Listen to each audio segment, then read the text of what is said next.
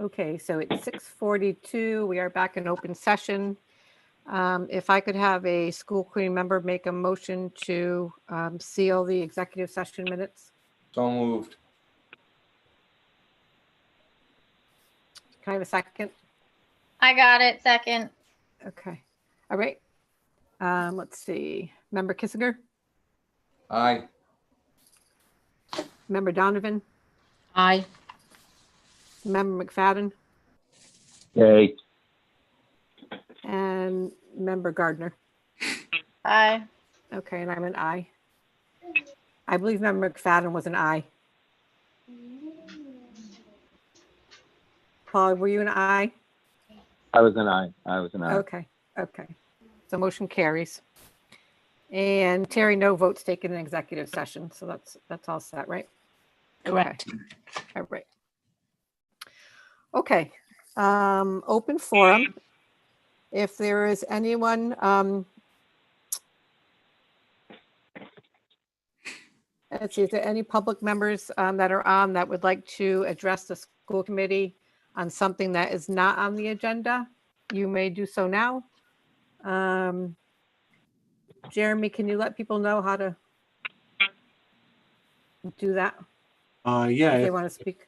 if you'd like to speak, just click the raise your hand button. We don't have anybody dialed in via phone, so we don't need to go over those instructions. Okay.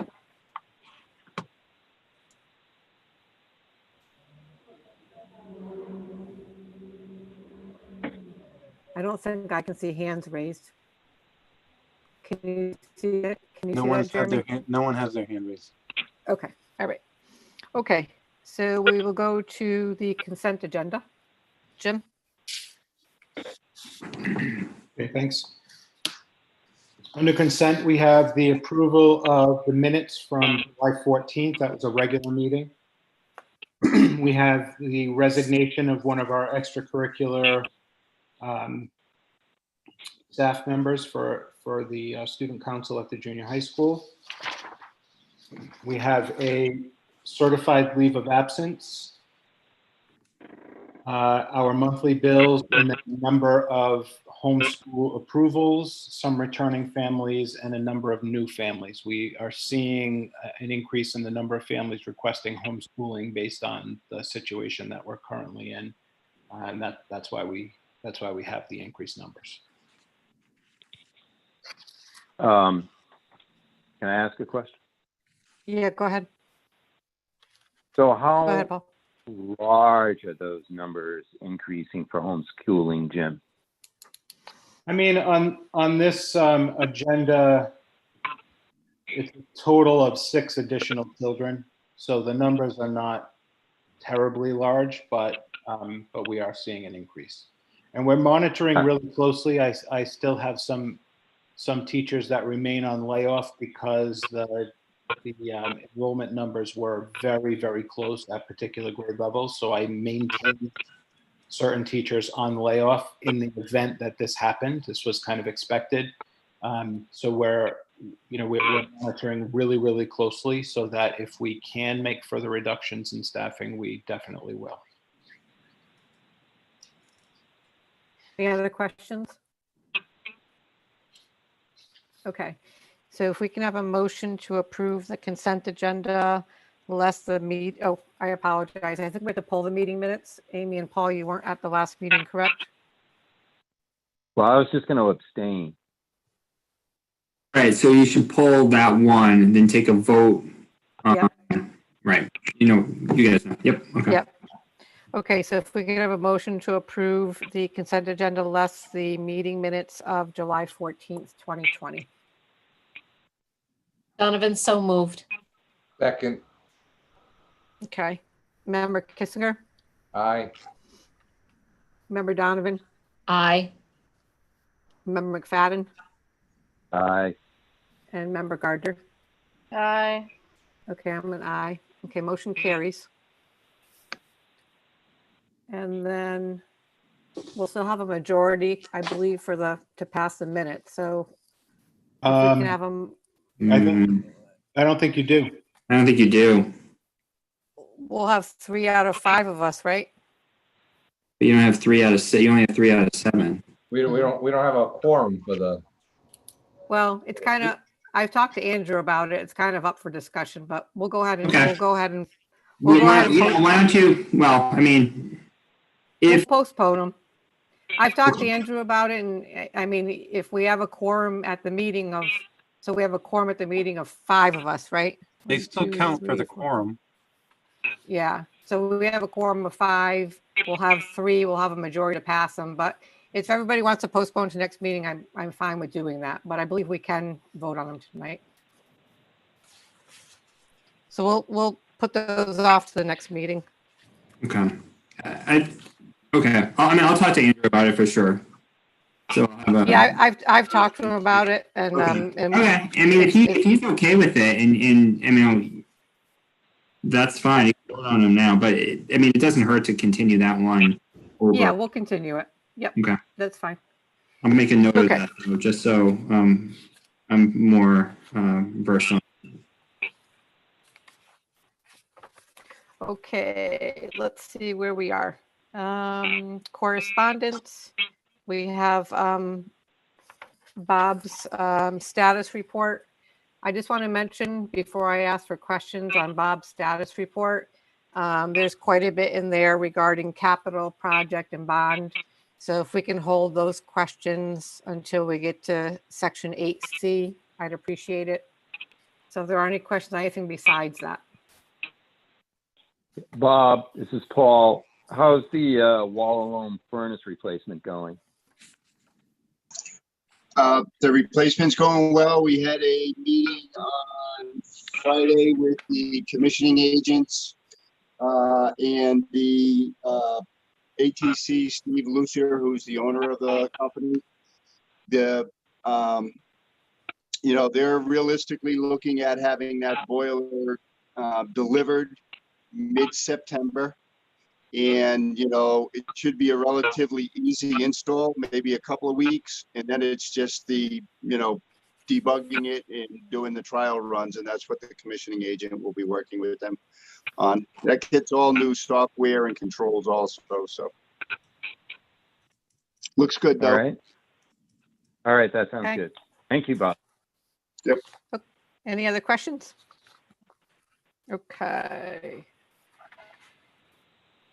We have the 2019-20 budget projection.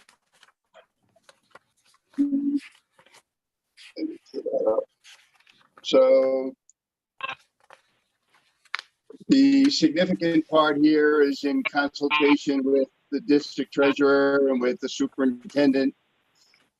Second line down, the funding formula. Remember, we were holding roughly 12.5% of state aid funding formula, which was in the previous recorded as a minus 980,000 in revenue.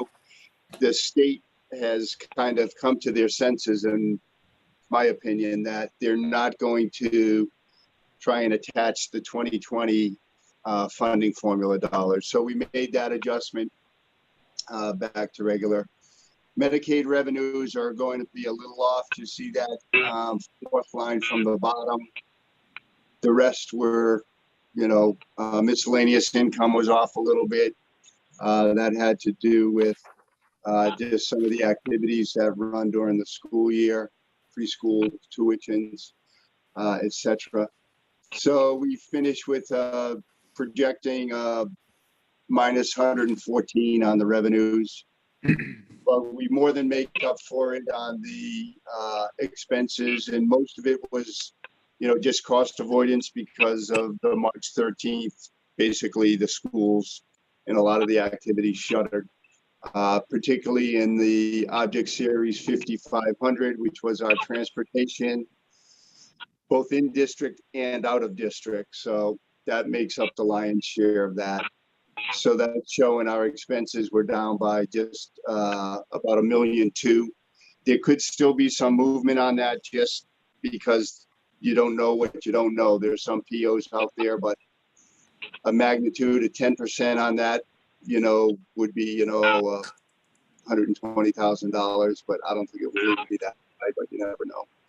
Scrolling down, you just see general fund balance from 2019, June 30th, 2019, the commitments over the year.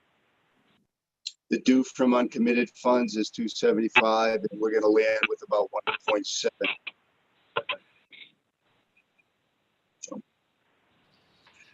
Any questions? I have a question, Claudine. Go ahead, Jerry. If either the superintendent or director of administration could speak to the projected increase in the revenue from CTE tuition, considering the COVID circumstances? Yeah, remember that this is for the 1920 school year. Mhm. And what happened is that we approved a budget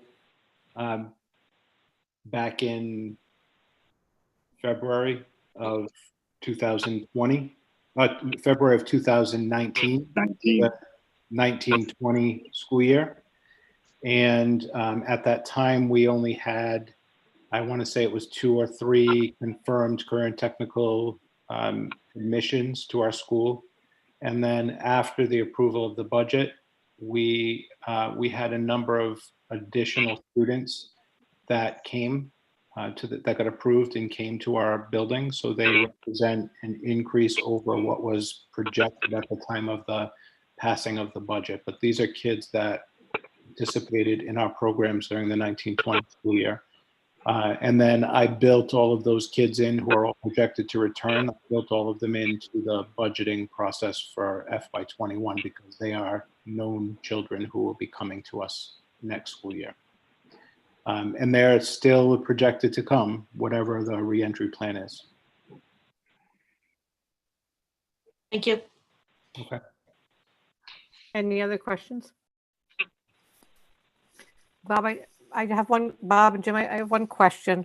So I know the state didn't reduce us in the 1920 budget, but in the 2021 budget, there's still a high likelihood that we're going to get reduced more. So I was on a call, a Zoom meeting with the governor and the commissioner. It was a RIAS chair meeting. And the governor said, while she's prioritizing education, all districts should plan for the worst. Those were her exact words, plan for the worst. So Right. I just want to see if you're hearing the same thing, that out of that, I see we have that in the unassigned fund balance, but when we get to the budget discussion for this year, I'm assuming we're going to take that into consideration, that there's still going to be most likely a cut. I'm expecting it. Okay. We're hearing the same thing from coming out of RIDE. Okay. All right. Okay, let's go to new business. Oh, there's no new business. Can you guys still hear me okay? Barely. I don't know what's going on. Okay. I'm gonna keep going. If you have a hard time, I'll turn the meeting over to Lee. Okay, unfinished business. The 2021 budget discussion. Yep. Jim, before you start, I just want to let everybody know. So for the budget discussion, Jim's going to give his presentation on the budget and his recommendations. Then the school committee will have discussions, questions, and then if the public has any comments, I'll acknowledge the public. And then the school committee will then take our votes. Just so we have some kind of organization to this. Okay. Jeremy, I have the ability to share my screen, correct? All Stand by, I'll make you a co-host. right, thanks. So I'm not on video for everybody. Not that everybody really cares, but I can't see whatever you're sharing, Jim. I'm on voice only. Okay, this is the spreadsheet that I had sent out in advance of the meeting that was supposed to be held on August 4th, that we just pushed this item onto this agenda because people didn't have power. So it's that spreadsheet that you've had now for a couple of weeks, if you want to pull that up. That's what I'm referencing. But I'll say out loud what the recommended cuts are and the dollar amounts, if that helps, Paul. It would. Okay. Okay, can you see my screen? Not yet. No. Not as of yet. All right, let me just. Let me know when you can see it.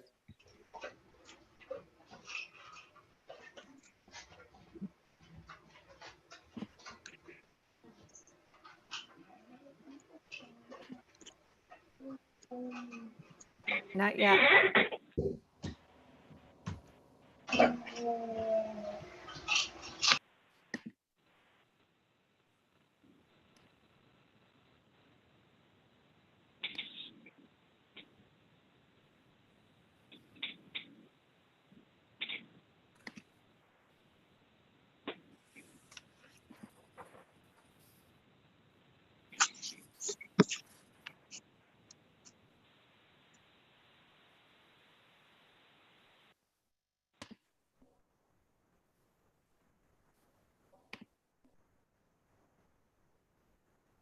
Okay, it's up. That was All Zena. right. Sorry about that. All right, so this is the spreadsheet that people have gotten familiar with. This is the same format that we have typically used in all of our previous budget presentations. And what I'm going to do very briefly is just explain the different columns, but I'm going to focus more on the one that's labeled August 4th, because this is the same presentation that I would have given at the August 5th meeting. This agenda item has just been moved to this meeting. So just to have the previous year, the school year 2019-20 as a reference point, I have included those two columns. In 2019-20, we operated with a $33,387,864 budget. That's the school department operating budget. The school committee, at the very last meeting where there was an adjustment made, so you actually voted on this, the FY21 budget twice. There was an approved budget, and then I came back to you with a recommended revision. So this is the revised number. So this is the last vote of the school committee on an approved school committee budget, was $33,861,958, which represented an increase of 1.42% over the previous year, or a total of $474,094. Important in particular in this column is what I've highlighted right here, and that is the reduction in state aid according to the funding formula. So for next year, for FY21, the state has indicated a $812,116 reduction to the funding formula. And so basically, we were looking for an increase of about 475,000. The state took away 812,000, so that's almost 1.3 million. And then we had indicated approximately $200,000 worth of increased revenues, both through career and technical tuitions available from fund balance. There was a vote to do that.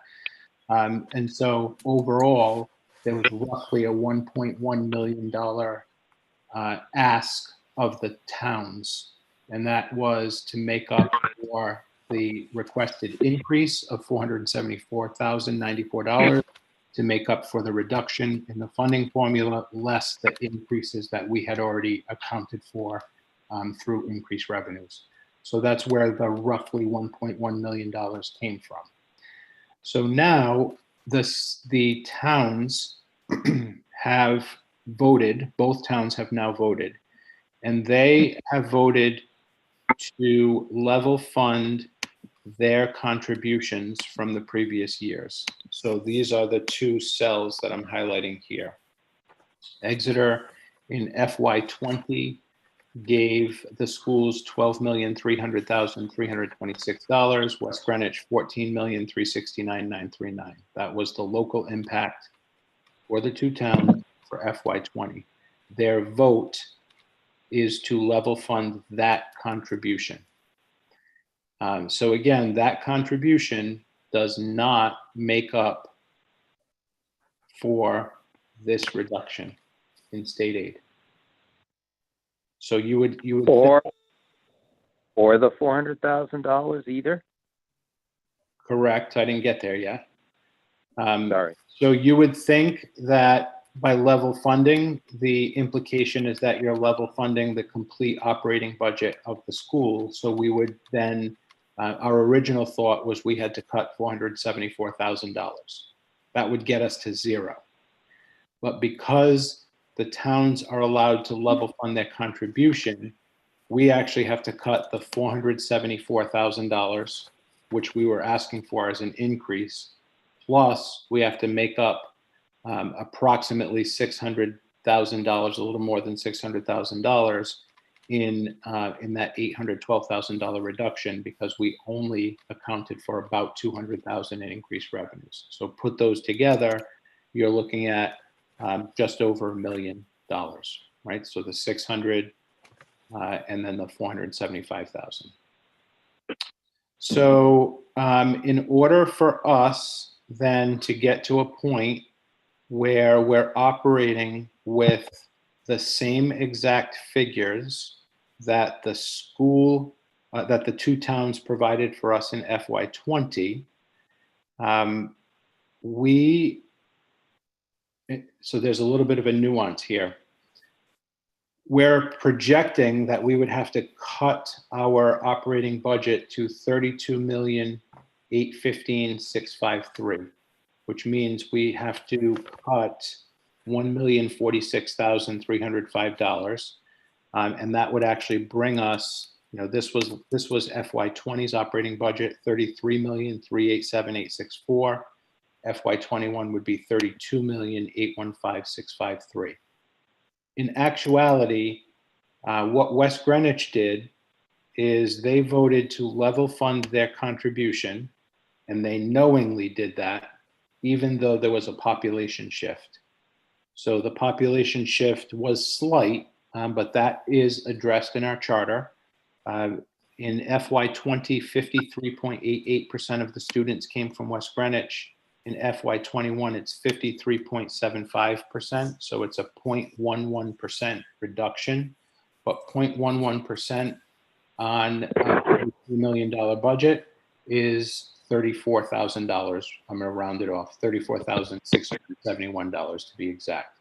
So West Greenwich voted to level fund their contribution, and they knew that there was a population shift, and they still level funded the contribution. So they could have made the case that they could level fund their contribution and then reduce by an additional 34,000 because of the population shift, which actually moved in their favor. That's what they could have done, but they knowingly chose not to do that. Exeter voted to level fund their contribution, and that was the vote. The issue is that because Exeter had a 0.11, because West Greenwich had a 0.11% reduction in population, that means that Exeter had a 0.11% increase in their population. So to address the element of the charter that talks about population changes, population shifts, it would have meant that Exeter, or should have meant that Exeter voted to level fund their contribution and make up the difference based on the population shift, which means they should have added 34,671 to their figure. They did not do that. And we have reached out to Exeter to ask the question. I am not sure that they are in a place where they're going to offer us that money, and their argument is that West Greenwich made up the difference for us. So that's the conversation. So let's just keep in mind that there's this $35,000 amount that's hanging out there. And if we wanted to fight it, it would probably cost us, by the time all is said and done, more than $34,671. Even though the reality is that, according to the charter, that should have been an amount of money that Exeter gave us. But I have not accounted for that in this recommended number. So in other words, if we move forward, assuming that we're just going to get the level operating or the level contribution from both towns, not accounting for the population shift in one way or the other, then I would have to reduce this number by an additional 34,000 change. So we'd be down in the 32 million change, 700. I'm confused, Jim. I don't mean to interrupt you, but why would we be down if West Greenwich is making up the 34? We'd be level funded between the two towns, as you mentioned. So that's the argument. The charter describes what each town should do, and the charter does not indicate that if West Greenwich offers to pay something, that Exeter is then not responsible for it. That's the argument. So I'm just putting it out there.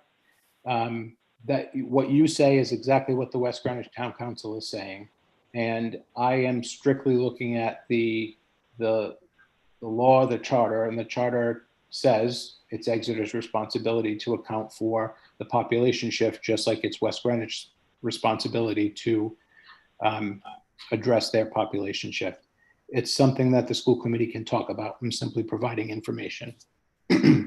So I know that I need to make up for at least $1,046,305 to get to a number that that makes our budget balance according to the revenues that we're going to receive. And the revenues that we're going to receive will be significantly reduced from what we were projecting, because we are getting the same amount from the two towns, but less from the state. So. Okay, so I'm going to interrupt you again, and I apologize. So you're saying you don't know, but you're bracing for yet another cut on top of the $640,000 that we got cut, right? From the state. Yeah, because the state has not finalized their budget yet, and we know that they're in a tough spot as well based on the increases that they've incurred during COVID, their COVID response. So I think that they're hoping that there are some additional monies that are available that can be applied to schools. But if that doesn't come to fruition, then we should brace ourselves for another reduction, because again, they've not finalized. I mean, typically the budget gets finalized in June or July, and they're not there yet. So we're waiting. I mean, we keep asking, and what we're hearing is that we should prepare for additional reductions from the state, but we don't know what they are at this point. Good. All right. So let's go to where I am making recommendations. And let me just be really clear about this. Most of these recommendations are not things that I support, but the difficult spot that we're in, I've alluded to already, is that at this stage of the game, at this point in time, there are certain things that we cannot reduce because of statutory requirements. So for example, I can cut staff if I have a vacant position that I haven't filled yet, if I have provided someone with notice of layoff and have not called them back. And we do have several staff members that are in that boat, but we could have never predicted this scenario that we're in. And I'm not saying that we have a lot of staff that's walking around that are not absolutely necessary, but I can't identify a new staff member and say, I'm going to lay you off tomorrow because there's a June 1st date by which certified staff must be notified for non-renewal. So let me just go through the recommendations. Again, these are not by recommendation. I don't mean things that I like. In some cases, they're things that we absolutely can do. In other cases, they're things that we absolutely can do and should do. In other cases, they're things that we can do because there's not much else that we can do. So they're not things that I like, but they're things that are available to us. So the first set of numbers we talked about at a previous meeting. So at the last time that we had this discussion, West Greenwich had already voted on their budget and Exeter had not. So we were not 100% sure on the direction that Exeter was going to go. So we started the conversation and said that we would continue it once Exeter held its meeting and we knew what the numbers were. So now we're at that point. So just to review what we had previously talked about. So there was a grade 2 teacher who was in the budget for FY20, and I kept her in the budget because the numbers indicated that we needed that extra teacher in grade 2 for FY21. However, the numbers were close, and I did give that teacher a layoff notice and did not call her back because I wanted to watch the enrollment numbers closely. The enrollment numbers have gotten to a point where I do not need that additional second grade teacher any longer. And that has to do with some of the requests to move to homeschool. So, so that teacher then who is on layoff, who had not been called back, can be reduced from the budget. Additionally, at one of our previous meetings, there was a junior high school teacher who we had voted on to recall her, and I was able to move part of her position to one of the federal grants. This was the Title I and Title II grants that we were looking at. And so combined, that is a reduction of just shy of $115,000. So those two staffing positions combined, just shy of $115,000. These are things that we absolutely should do and we can do.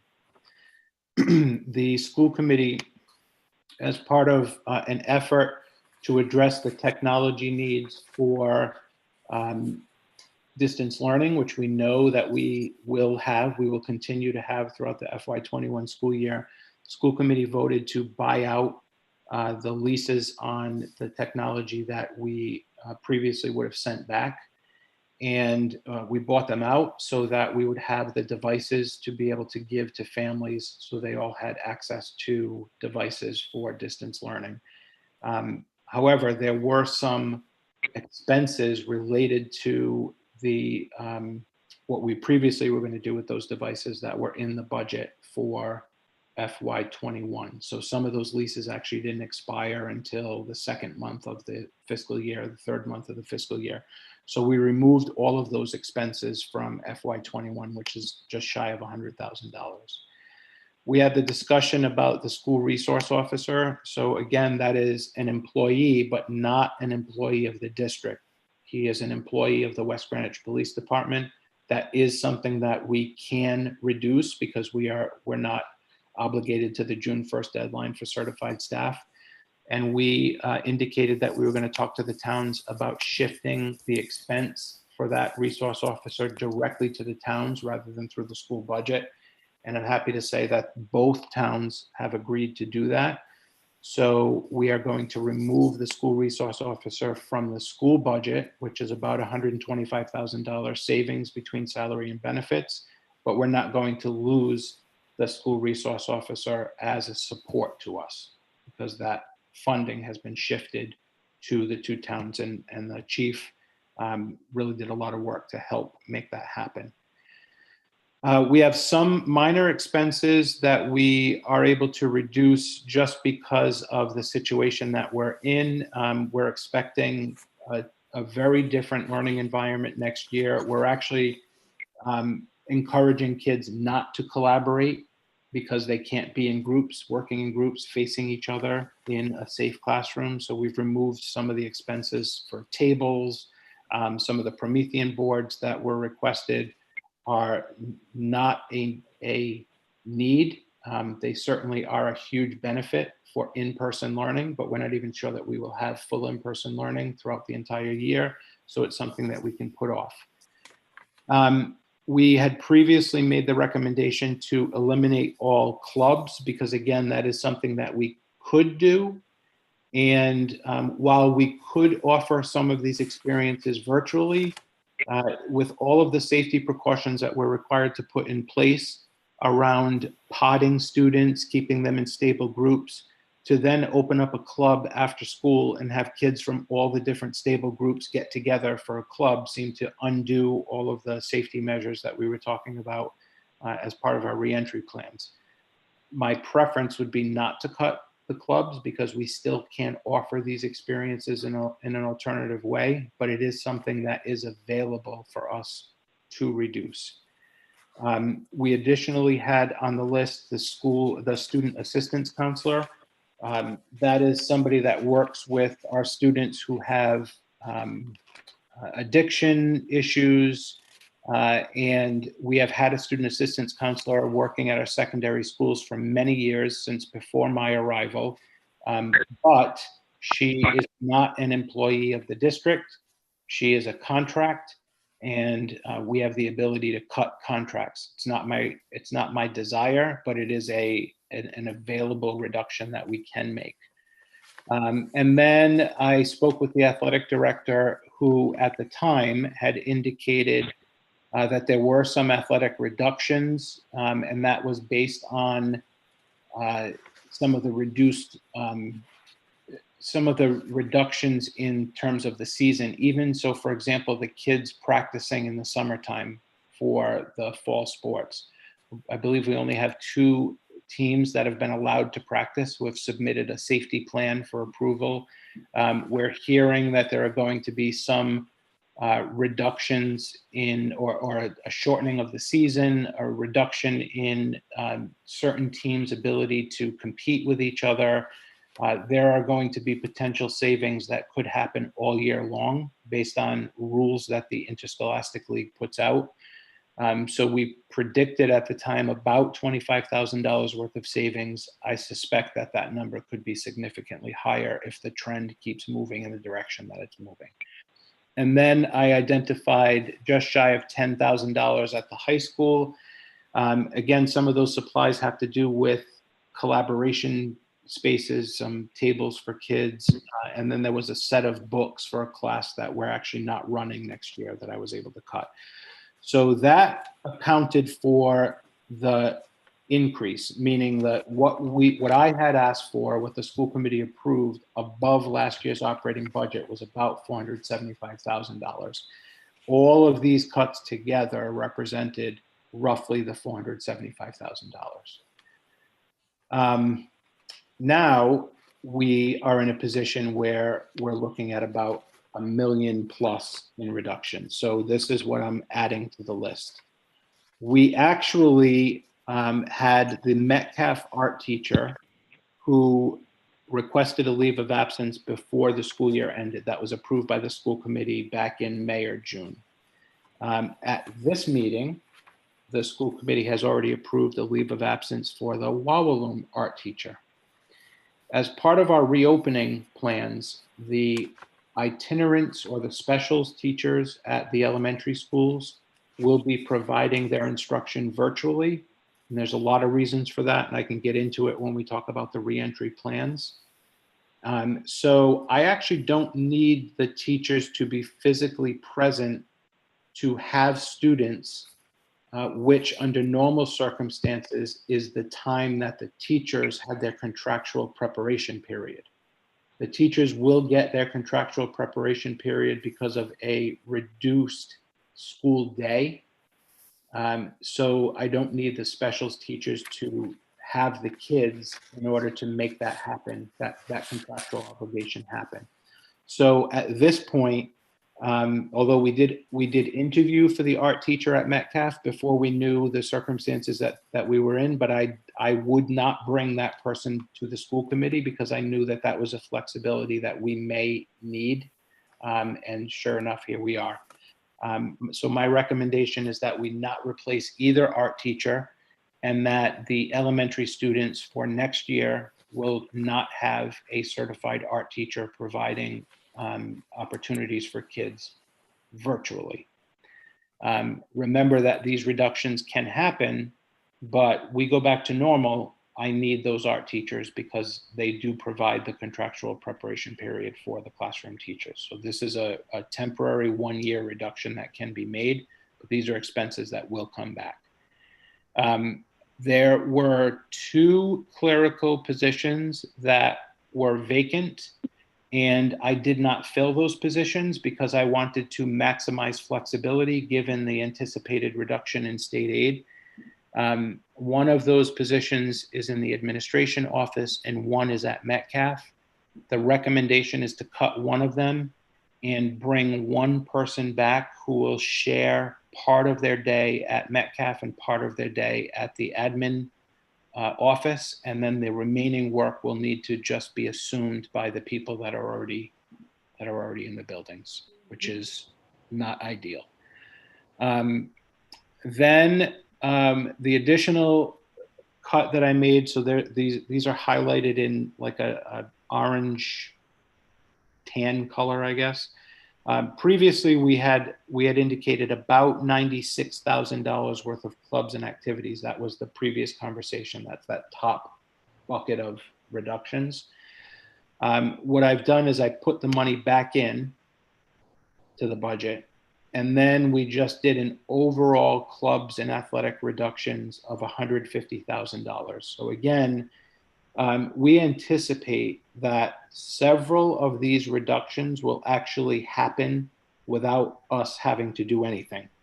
The governor was really clear in her previous announcement. Actually, I don't know if it was the governor or if it was the Interscholastic League in collaboration with the governor. But in terms of fall sports, there are only a handful of sports that have been given permission to actually happen. And that is cross country, boys and girls cross country, girls tennis, and field hockey, which we don't offer, and then cheerleading, which I'm not sure what they're cheerleading for because the typical sports that they cheerlead for have not been given permission to restart. So there are a tremendous amount of costs associated with the remaining sports that have not been given the authority to run at this point. So think about bus transportation, referees, equipment, that adds up real quick. So we're anticipating that a lot of this $150,000 will be reduced for us.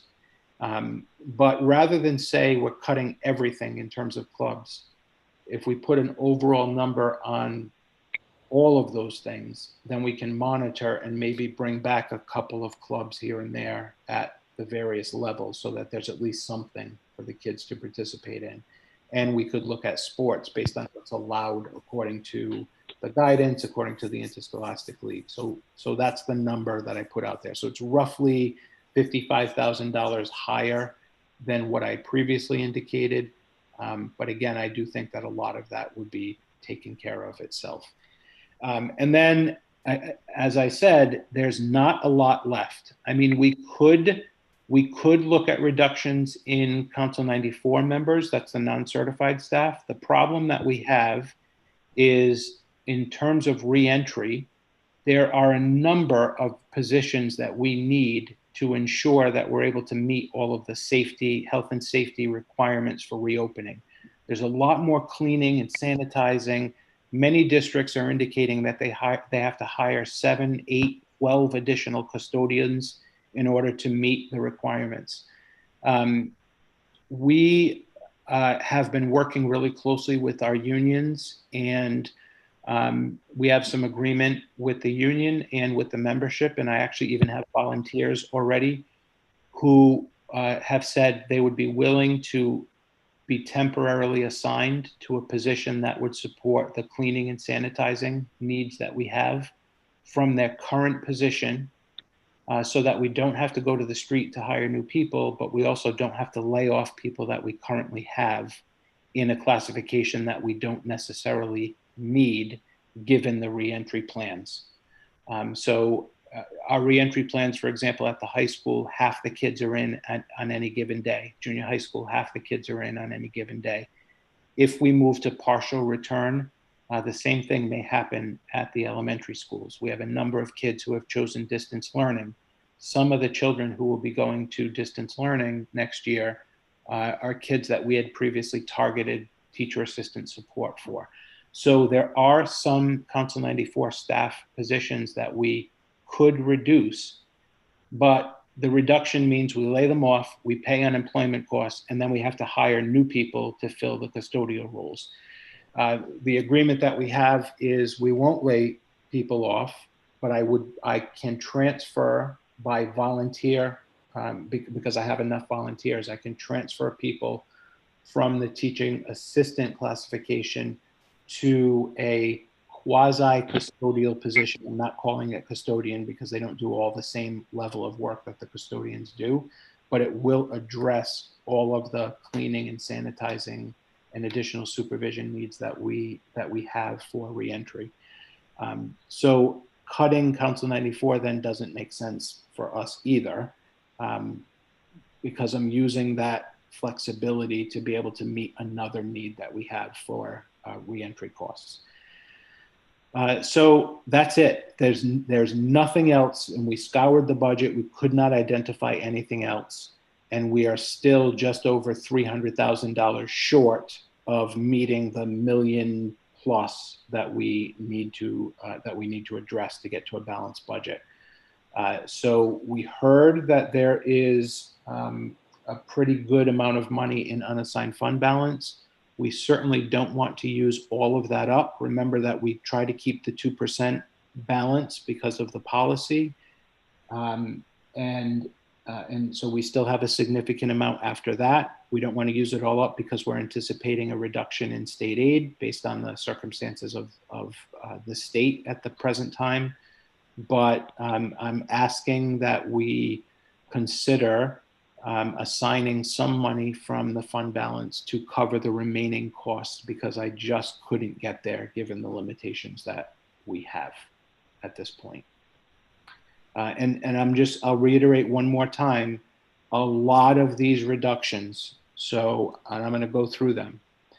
Homeschool kids decide to return. We could be looking at that grade 2 teacher being necessary in FY22.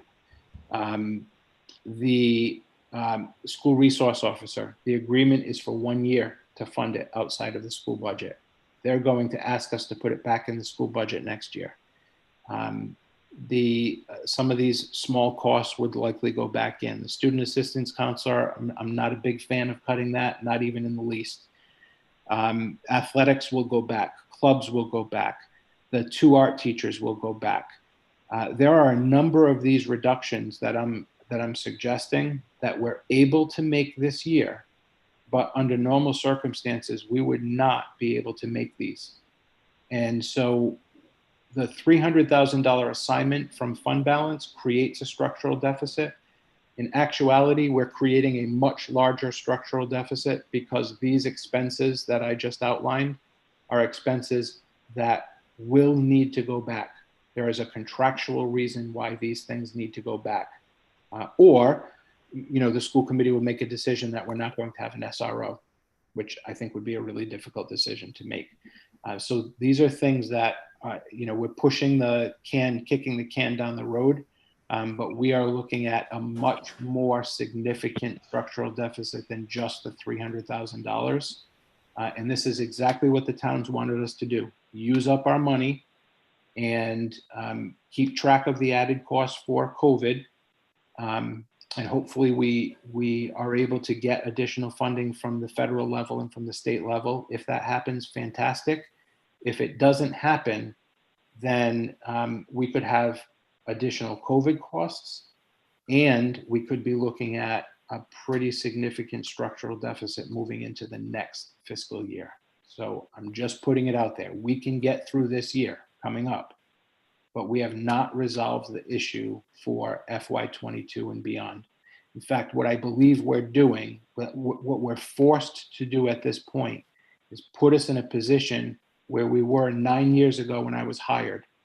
And one of the things that the school committee asked me to do was to get us out of the position that we were in with a structural deficit. And we were in a very substantial structural deficit at that time. So we worked really hard to get out of it. And I have to say on record that what we're being forced to do is put ourselves right back in that position. And we'll do what we have to do, but it's not comfortable. So that's where I am. Okay, thanks, Jim. Before I ask for questions and comments from the school committee members, I just want to say the goal tonight is to come up with a new school committee approved operating budget where expenses equal revenues per Rhode Island General Law 16-2-21. And we're probably going to have 2 votes after we discuss a vote on the operating budget, and then probably a vote to assign from some money from unassigned fund balance into the budget, just so everybody knows the direction we're going in. Okay, so let's open it up to questions. So Jim, did in all of the listing of information that you gave out as far as revenue, did it also include the additional $142,000 that we got in CARES money, whatever that is? So let me be really clear about the $142,000 that you're referencing. That is roughly the number that we received. And that is equivalent to our Title I allocation. So that money came to us as a federal grant allocation, and there were rules that we needed to follow in terms of how that money is to be spent. So one of the rules is that we needed to address either the academic or social emotional needs of students as it relates to reentry to school. So this is a COVID response. So kids that had academic gaps or kids that had increased social emotional needs, we needed to allocate some of the money for addressing those needs. At the last school committee meeting, the hiring of an additional clinician, the school psychologist, was approved. That money is coming out of the CARES Act. So yes, we got the money, but we had to use a part of it for a new response to academic and or social emotional, and our choice was to address social emotional through the hiring of a new clinician, which we've already done. The rest of the money can be used for COVID-related expenses. So it cannot be used to close a budget deficit or a budget gap between what the towns have allocated and what we want. So I couldn't say, we have $100,000, so let's put, let's put clubs back in and let's put athletics back in, because that's not a COVID expense. The expense has to be additional cleaning supplies, additional technology needs, those kinds of expenses that are above and beyond what is typical and directly related to reopening because of COVID. So the application that we are going to be submitting this week for that money includes the psychologist that I referenced.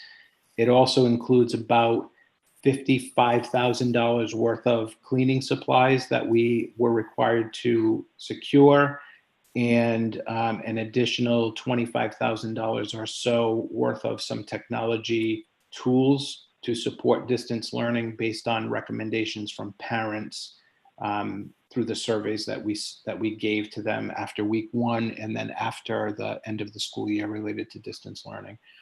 Those are all approvable expenses through that grant, but but we are not able to use the money to just close a gap that exists. Just like the state right now has received money federally, and one of their dilemmas is that they can't use their federal money to close their budget deficit, their budget gap either. So that's kind of the scenario that we're in. But I think I have one more question at this point. So in the original budget that we brought forward in June 30th, correct me if I'm not mistaken, part of that required a withdrawal from the reserve fund of, and it's a vague recollection, of $300,000. And now you're asking. No, it was 100,000. yeah, What was it, 100,000? it was Yeah. 100,000, correct. Okay, it was $100,000. And now you're asking for an additional $300,000 after your cuts have been made. No, It's a, no, but it's a good question though, because I didn't address that point.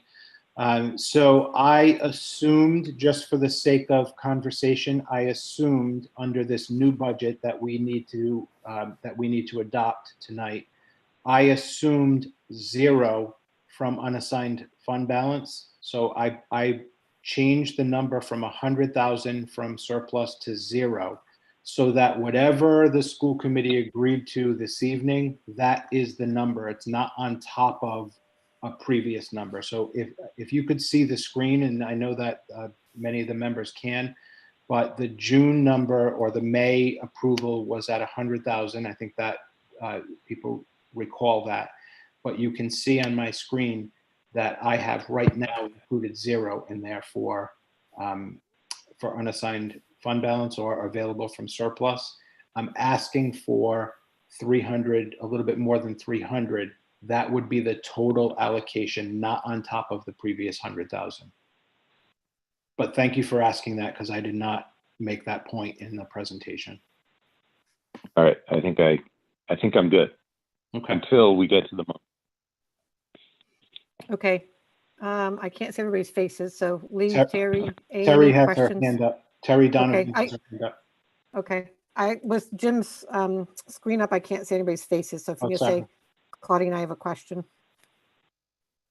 Terry, go ahead. Thank you. I have 2 questions. The first is for either the superintendent or the director of administration. With the proposed use of the unassigned fund balance as presented tonight, $320,900, could you speak to where that leaves us in terms of any possible impact on our bond rating or any capital commitments that we have planned going forward? Short term, the bond rating should be unaffected by that. It would be probably a note in the annual reporting that's done by Partridge, Snow and Hahn, but I don't think it would affect the rating. As far as the capital projects go, you know, that's a whole other discussion.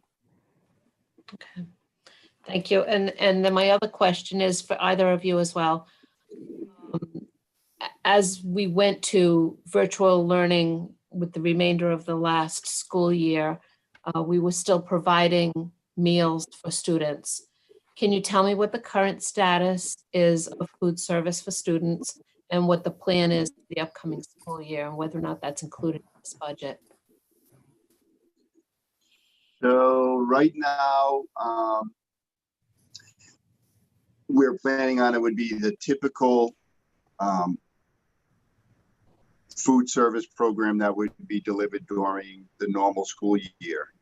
Because our plan has not been accepted, or one of the 3 plans hasn't been accepted or as completely rolled out, we don't know how we're, how we're going to access the students who are not in school physically. There could be expenses around delivery if we need to make delivery, Terry, because it's, you know, it's an unfortunate circumstances that sometimes the neediest people are the people who can't afford to get to the feed site, which would typically be, it'll probably be the high school, or it could be Metcalf. So what we did since March 13th till the end of the school year, we delivered, as many of you know, and as was reported out.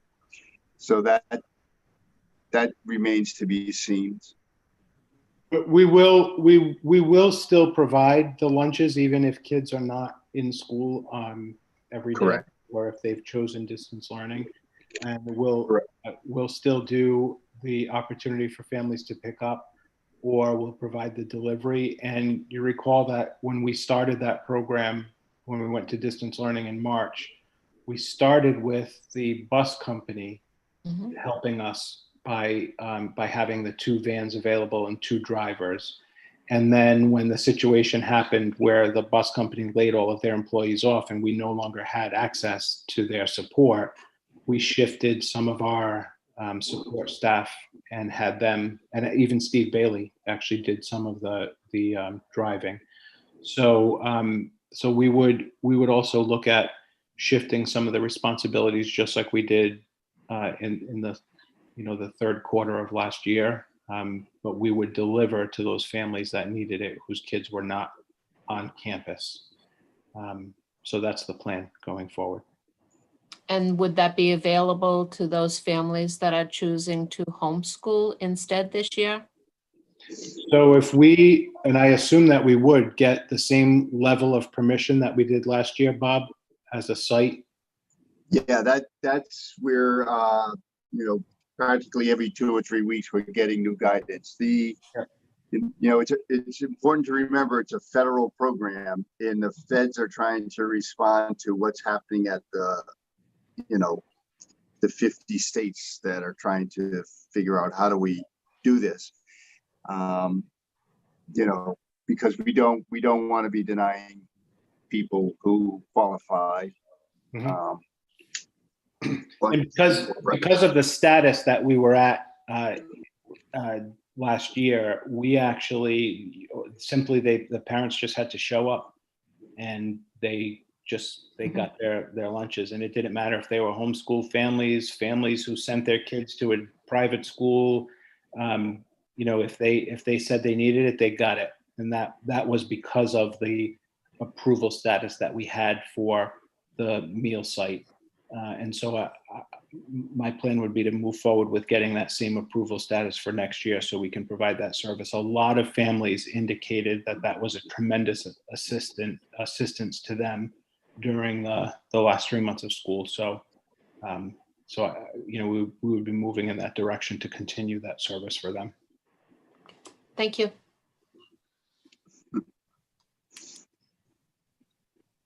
Sorry about that. Any other questions? Claudine, did you see there's a delivery in the chat? Yeah, I'm going to go to the public when the school committee finishes their questions. I'll head over there. I just knew you couldn't see us on video, so I didn't know what you could see. Yeah, no, thank you. Thank you. Yep, I can see yep, I can see the question. Lee, Amy, you guys have any questions? You No, good? I feel it was well explained. I don't have any additional things. Okay.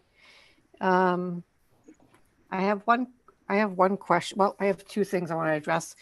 So as far as the West Greenwich and Exeter portions of their local contribution, so I'm of the mindset that we invoice Exeter for the $34,671. I'll have legal pop in if Michael wants to make a comment, but I believe we have to read the charter along with the Rhode Island general law. And I know when I spoke with the West Greenwich town manager, with them level funding their local contribution, there was never a mention of that money to make up for the population shift that was going to be put onto Exeter. It was indicated that it would be extra money, that it was just something that they didn't want to go back and forth, with us on. So I don't think I don't think anybody can just willy-nilly just start fooling around with the charter. The charter language does address the population shift. So Michael, if you want to comment on that. I would agree with that. I think, and we went through this, I went through this personally with another regional school district in the state. Their obligations are based upon the charter. Again, I think that the superintendent's comments make sense. I mean, we have to, I certainly would agree with invoicing the town for that number. Now, chasing that, how much are you going to spend to get that? I do think is a realistic, concern, and certainly something that you should take into consideration down the road. But there's no harm in invoicing them, and I do believe it is my legal opinion that they would be obligated to pay based on the charter. Okay, and I bring. So even if Exeter, I'm sorry to interrupt. But if West Greenwich had given, additional monies, that doesn't take away from their obligation to pay as far as what they're obligated to pay under those documents. Yep. Yeah, I agree. I'm bringing it up just because we have to agree on, we have to vote on an operation budget. So I want to make sure we're all looking at the 32,815,653 that Jim presented.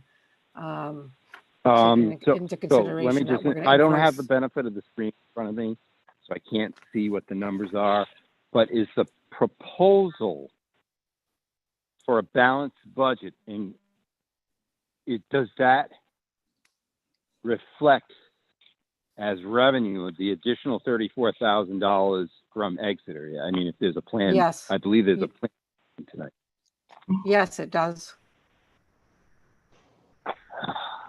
Can we make that a separate motion such that we're going to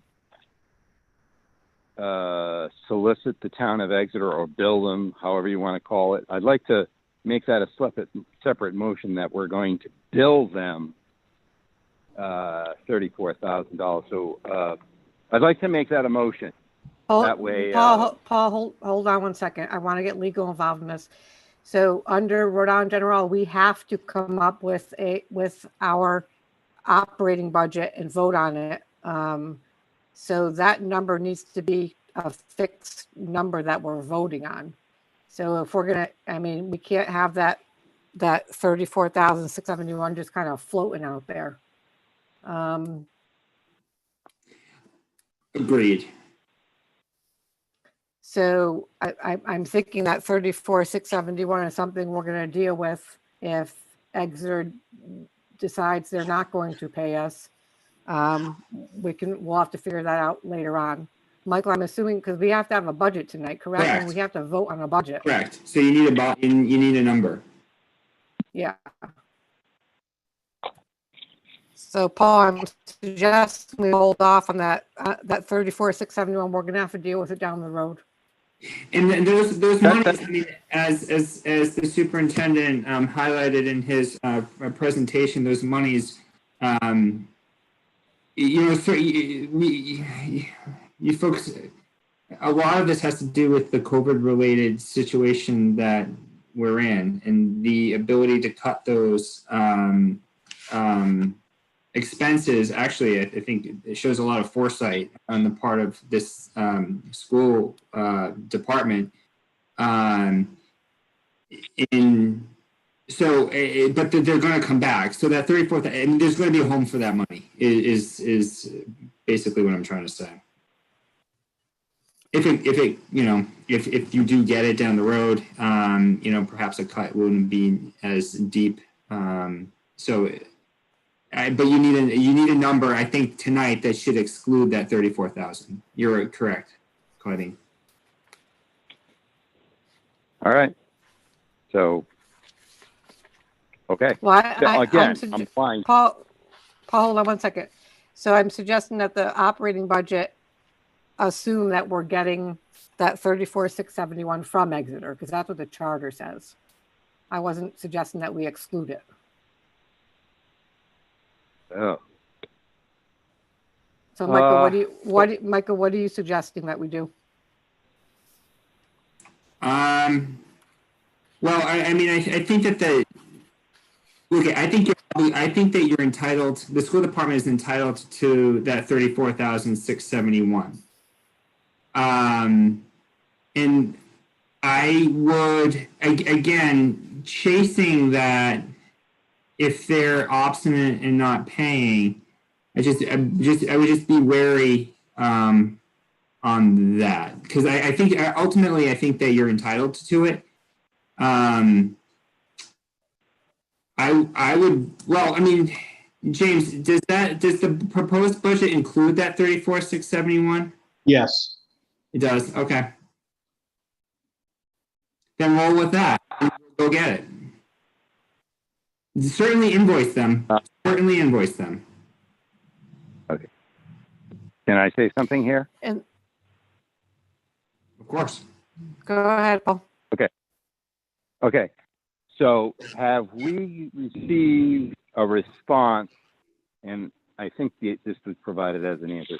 Have we received a response from Exeter about the additional $34,000 at this point? Have they said no? Or yes? Or maybe? So the response that they sent to us was that West Greenwich level funded their contribution.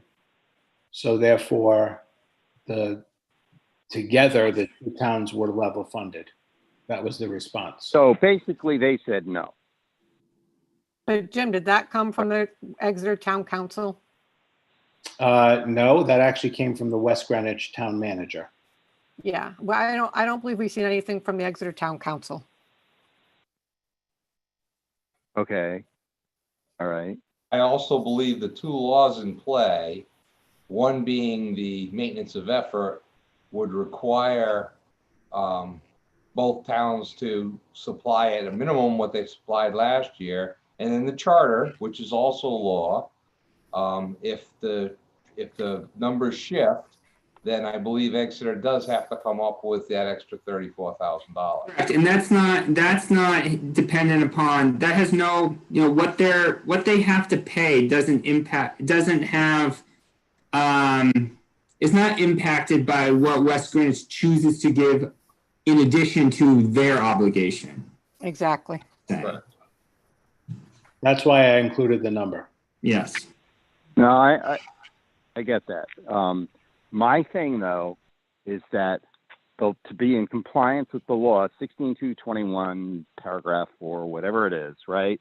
It says that we can only consider a budget based on revenue and appropriation. So in other words, getting money. So at this point, we've gotten a response from Exeter that says, we're going to give you not X plus Y, we're just going to give you X. And under the law, it says you can't even consider, right, a budget other than one that is balanced. And if you want to go after them, Claudine. Well, I think that you're entitled to that money, though. So you should expect the department to expect to get that. 34,000. I'm not done yet, am I? I apologize. If you want to go after,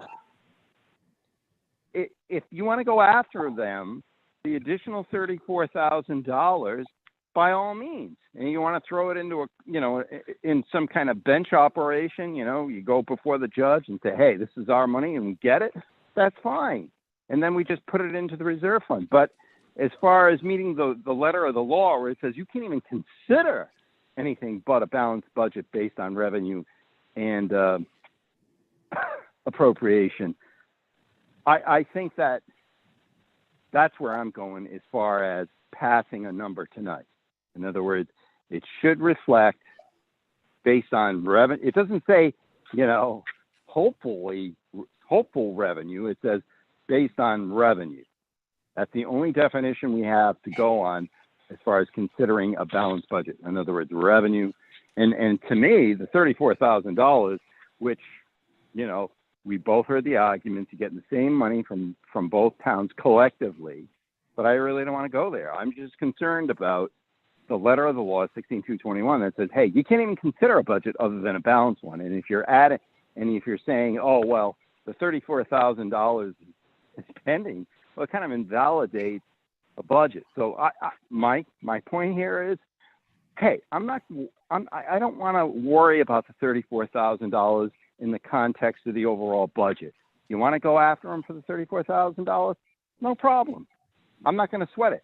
All I want to sweat tonight is making sure that we're in compliance with the law, that Yes. we pass a budget that is consistent, that says, hey, revenue and appropriation are equal. Whereas, and then I'd be happy. I think everybody else would be happy. And then if you want to go after them with the $34,000, make a separate motion. But you haven't asked them for it. I guess I got a little confused at the beginning, but if the school department hasn't asked Exeter for that money yet, it's my legal recommendation or opinion, I should say, is a better word, sorry, that the school department is entitled to that money. Therefore, that the reasonable expectation of them getting that money, of the school department receiving that money, is a fair and sound one. A budget could be passed based upon that 34,000. Now, if they don't, I mean, again, like if it's invoiced, then it's due and owing. If they refuse to pay, then you have to go get the 34,000, which would be a superior court action. But I mean, they haven't. To be fair, they haven't said no. Well, let me just qualify that now. So, the treasurer in Exeter is an elected official, right? Which is different than the treasurer in West Greenwich, right? West Greenwich treasurer is an employee, right? The treasurer in Exeter is the government. She's not an employee. So did you get an official response from the town of Exeter when you got basically, I'm not interested from the treasurer? Because the treasurer, like I said, is government in Exeter. She isn't a hired employee like she is like the person is in West Greenwich. I think we're going down a rabbit hole. Like, I think that you have. No. It's a rat hole, and it's like I don't think the 34 should be included in the budget. Let's put this all behind us, guys. Let's just go after the $34,000 separately. Pass tonight's budget with clear compliance with the law. We all go home easy, no worries, and then we'll go after the 34. I think that's easy. Okay, well, that was my first question that we have to resolve. And then my second question, Jim and Bob. So what happens when if the state does cut us more money? What's our budget situation? And again, it doesn't really do voting on stuff now, but so if they cut us by, I don't know, $400,000, do we take more money from unassigned fund balance and plop it into the budget? I'm assuming that's the only thing that can be done, correct? It just increases the structural deficit. Yep. Okay. Correct. All right, that's what I was thinking. Okay. And that's the money that we were setting aside, the last several months of the school year. Yep. Out of basically by reducing the, reducing the state aid, we were basically doing the same thing. So if we ran a deficit, it was cutting into the fund balance. But right. But we were anticipating it, and then the state didn't do it because they haven't met. So they haven't addressed next year's budget. But if that happens, every single school district in Rhode Island will have an approved budget based on expected revenue, which is how I view the 34,671 as expected revenue. It's the same exact problem with the state revenue number that exists, which we're relying on it being $5,038,413 minus the $812,116 in expected reduction. That's what we're expecting. We have a reasonable expectation based on all the information that we have in front of us. A month down the road, they could tell us it's not that. And then we have to respond once we get an answer from the state about what they're actually going to give us. Our response at that point would possibly be a vote to move some more money from unassigned fund balance to close the gap, or depending on the situation that we're in, if we're doing full distance learning and we were able to save some more money in transportation or whatever the case may be, we could transfer some of the budgeted expenses to cover that. I mean, there's a lot of possibilities, but it would require action of the school committee once we know that we're not going to get the money that we're expecting. And so from that perspective, I think we can have the same view of the 34,671. It's money that we're expecting because the charter says that we're entitled to it. If we don't get it, then we need to figure out how we're going to address that through a vote of the school committee at a future date when we know that we're not getting it. Could I respond to that? That's Yeah. possible. Hold on, Paul. Yeah. Okay. No. Yeah. Jim, I agree with that, and that's what I assumed for the state reduction. Okay, Paul, do you have another question? Well, no, I'd like to respond to the statements just made. So I don't have a question. I believe I'd further just like to point out the $34,000 and the fact that, again, I'd like to remind everybody that the town of Exeter has had its financial town meeting, right? Their bills are going out and their tax bills are going out. So, they have at this point said that, I think they have responded and said, you're right, Claudine, that the town council didn't respond, but the government portion of the treasury, the treasurer, who's a part of the government of the town of Exeter, which is not to be confused with an employee, say the treasurer in West Greenwich, I think responded and said, no, now you could ask for, the town council's response. But as of tonight, right, I think the answer is no. So we're acting moving forward based on revenue that the town of Exeter said, hey, it's in our budget, it passed the financial town meeting, and it's not like, as had the state of Exeter, the state of Rhode Island. State of Rhode Island says, well, maybe they're going to give us more money, or maybe they're not, So we don't go dilly-dallying with the state number, right? But we seem to be perfectly content speculating on the number that comes from the town of Exeter, which to me sounds like it's just as solid as some of our other revenue sources, which is basically it's gone before the town financial meeting, it's passed, right? And the only, and the treasurer said, I don't think so. Is it no but via the town council? Well, maybe that's another correspondence we need to make. But to me, tonight, the town of Exeter said, this is the amount of money you're going to get. And this is how I think we have to act on as far as passing a budget that's balanced, consistent with the law. I don't think that's rocket science here. And if you, like I said, go after $34,000 erroneous to that. But today, based on the information we have, we're obligated to pass a balanced budget. And that's the only thing I'm going to vote for the affirmative for, is a balanced budget based on the revenue that we know about tonight. And I'm just going to in response to that, Mr. McFadden, and then the school committee can take whatever votes it sees fit.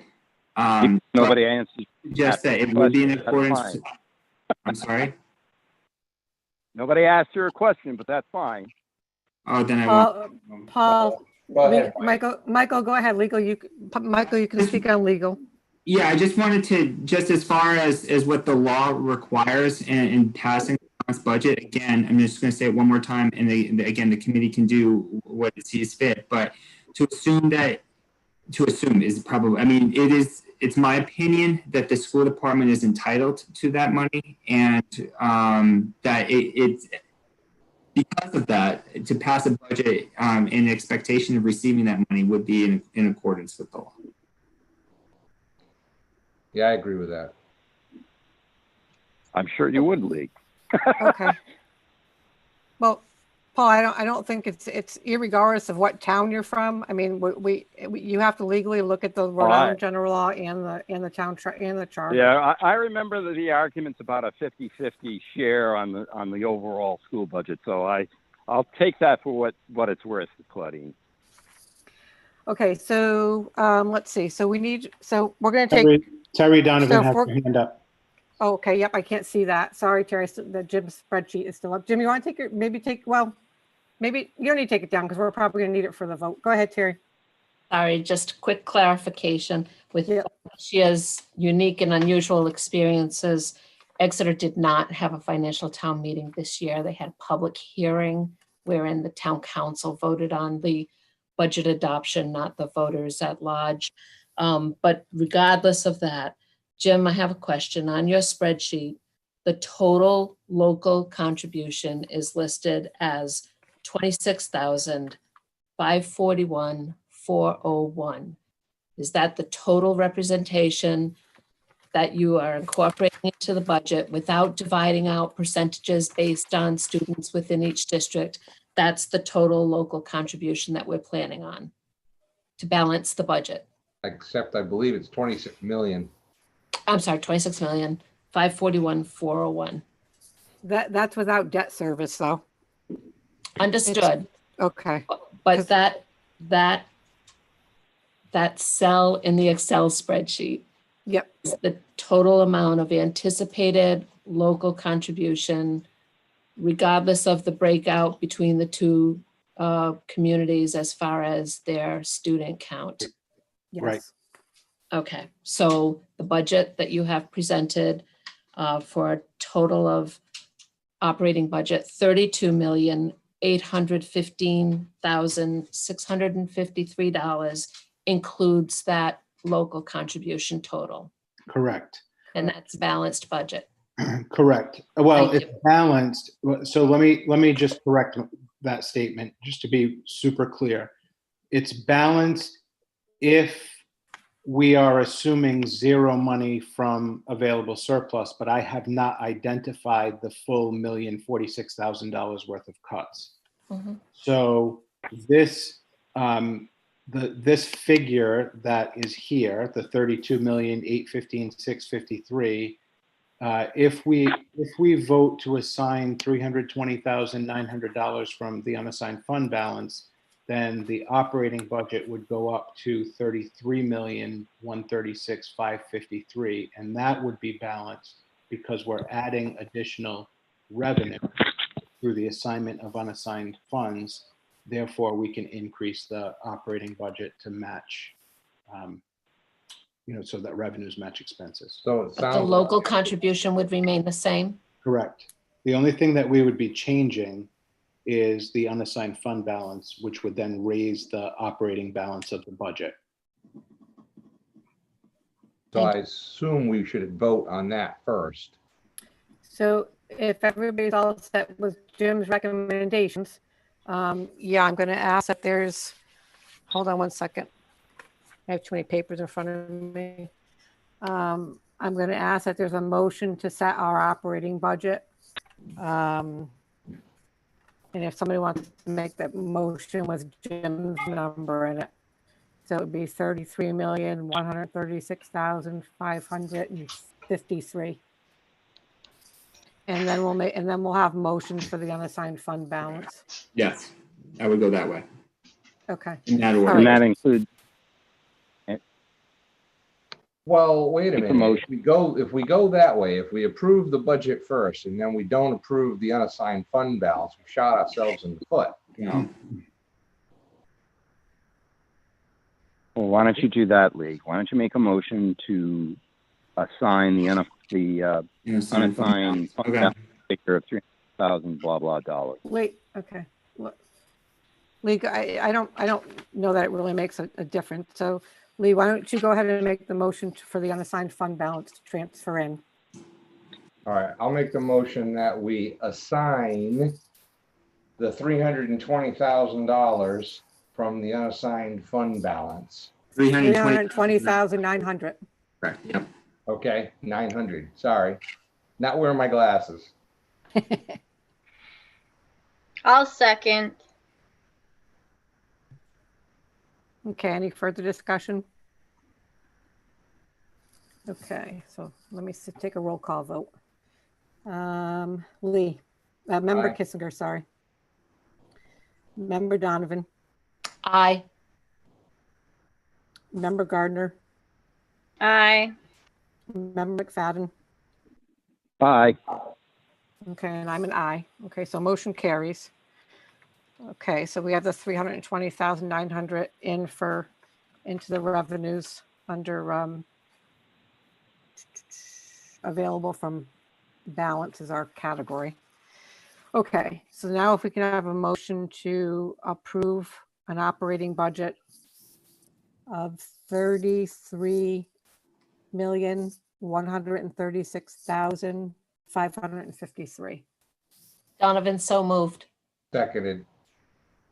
Okay, and I should have said, Comment. hold on, I should have said Comment. for the 2020-21 school year or budget year.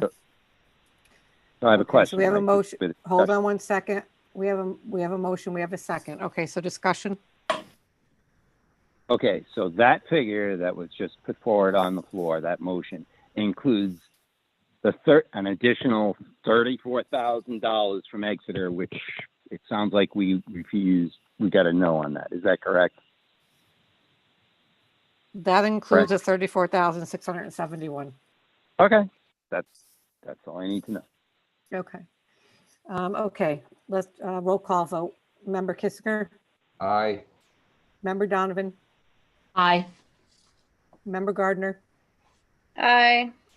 Member McFadden. Nay. Okay, and I'm an aye. So motion carries. Okay. Jim, Bob, thank you. Welcome. Thank you. Oh, so hold on, let me go over to the chat. I apologize. I was supposed to do that before we went to voting, but it's a comment on, let's see. That comment had to do with the delivery of meals. Yeah, so, okay. So with it being a federal program, can people volunteer to help deliver? Okay, so that's regarding our meals. Jim, can you respond to that? I'm not sure how to answer that question. I think if we, I think that they would be performing a service for the school district. So we would need to make sure that they met all of the qualifications that are outlined in our policies for volunteers. But I don't see that being a huge barrier. Is that a question for the trust? I as far as the federal law, the federal law is not going to prescribe someone from volunteering. Whether or not they fit within the local, policies of the school department. Yeah. And if the trust has any issues, that's a separate, but I don't see how the federal program would prescribe that. But I would say if we had interested people, if that was something that was of interest, that they should reach out so that we could get the information, ask the right questions to the trust, and take a look at our policy around what the requirements are. But I certainly would welcome that conversation if there's somebody that wants to pursue it. Yeah, I agree. So Crystal Leonard had asked that question. So Crystal, if you're still on, if you can send, why don't you She's send not. Jim? She's already gone. She's gone. Okay. I have her contact information that I can reach out. Oh, good. So if you can reach out to her, Jim, thanks. Okay. All right. Jeremy, is there anyone still on from the public? I said I was going to acknowledge them and I got wrapped up with all of our motions. There is one community member labeled John. Does he have access to the chat? It looks like he should. Okay. All right. So John, if you're there, if you have any questions, if you can put them in the chat. Oh, super. Okay, he's all set. Excellent. Thank you. And I apologize. So if everybody can still see the screen, Claudine, if you don't mind, so I can show everybody what I did. Is that okay? Yeah, go ahead. So I built in now the new school committee approved figure, 33,136,553, which is a $725,405 reduction from what the previous school committee approved budget was, which was 33,861,958. And if you compare it to FY20, it's still 250,000, roughly $250,000 less than the FY20 operating budget. I built in the, It's not maintaining effort. well, so that was where I was originally coming from. Maintenance of effort apparently doesn't apply to the operating budget of the schools. It only applies to what was contributed to the schools from the member towns. So Right. it's crazy to me, but that's what the law That says. should apply to the funding formula as well then. Correct. Then there's that. Lunacy. So So let's- the other thing is, Terry asked me a question earlier, and so my answer was yes, the local contribution doesn't change. So that number 26,541,401 was the number, right? That was the Yes. previous number.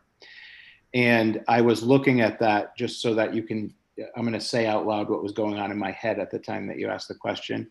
And I was thinking, well, why is that different than the contribution last year if the towns have contributed the same amount of money? The reason is that the debt service figure was reduced. Went down. So the local contribution on debt service went down. So we're able to increase the local contribution on operating, and together they are the same. Right. Well, they're a little bit higher. They're a little different. $4,671 higher because of the exit. That's where all the math adds up. So hopefully that answers the question that was probably in the back of your head when you asked it. Thank you. So, all right. And then So you Jim, can see that the figures remain the same down here, that everything, this entire sheet is formularized. So when I put those two figures in, everything else remained the same, and it represents 0 as an increase for West Greenwich and 0.28% for Exeter, and that's based simply on the population shift figure of 34,671. So that's the yep, and I'm sure Exeter is going to thank Terry for that. But question, Jim, was there a shift? Was there a shift from the debt service? So we had a reduction in debt service. Is your operational budget, basically, so your operational budget, since we're now qualifying out the debt service, how much of that debt service was eliminated between last year and this year? How much? $7,000. Yeah. Okay. Whoopee. All right. Okay, we're all set with 8A. We're going to move on to 8B under unfinished business. So that is the 2021 reopening plan update. So Jim, when you're all set, if you want to take the lead on that. Sure. So I guess I don't want to take a lot of time. We continue to receive feedback and address questions that we're getting from community members, but also from the state. And just so that everybody is aware of the situation that we're in right now, in case people didn't hear today, there was a formal announcement that the start of school was delayed for 2 additional weeks. So we are currently looking at a start date of September 14th for kids and September 9th for teachers. That's according to the state calendar. We had an additional 4 days in our calendar that we built in prior to that. Those are the 4 additional days that are in the teacher's contract. So we will maintain those additional 4 days. And I'll bring a revised calendar to the school committee at the next meeting. But basically, we now have the 4 days that we have in our contract, plus the 3 additional days in the state contract. So we'll have 7 days with the teachers and the staff prior to arriving, which will give us some flexibility around making sure that we're completely prepared and that we've gone through all of the different protocols and requirements that are necessary. So that's good news. The issue is that the statewide calendar now pushes the end of school to June 25th. And for us, it'll be 2 days earlier because the there are actually two versions of the state calendar. One of them includes two religious holidays that we don't typically take off. And so schools have the option of doing one or the other based on whatever their, what their history is. So ours will be June 23rd, unless there's a weekend that falls in there. It might be a little bit earlier. So that's the new news. The dilemma that we currently face is, and by the way, I had two community forums last week. I know Claudine joined at least one of them. I'm not sure if you were on the second one, Claudine. Yeah, I was on both, and then I got cut off when you were having some technology issues. I lost you.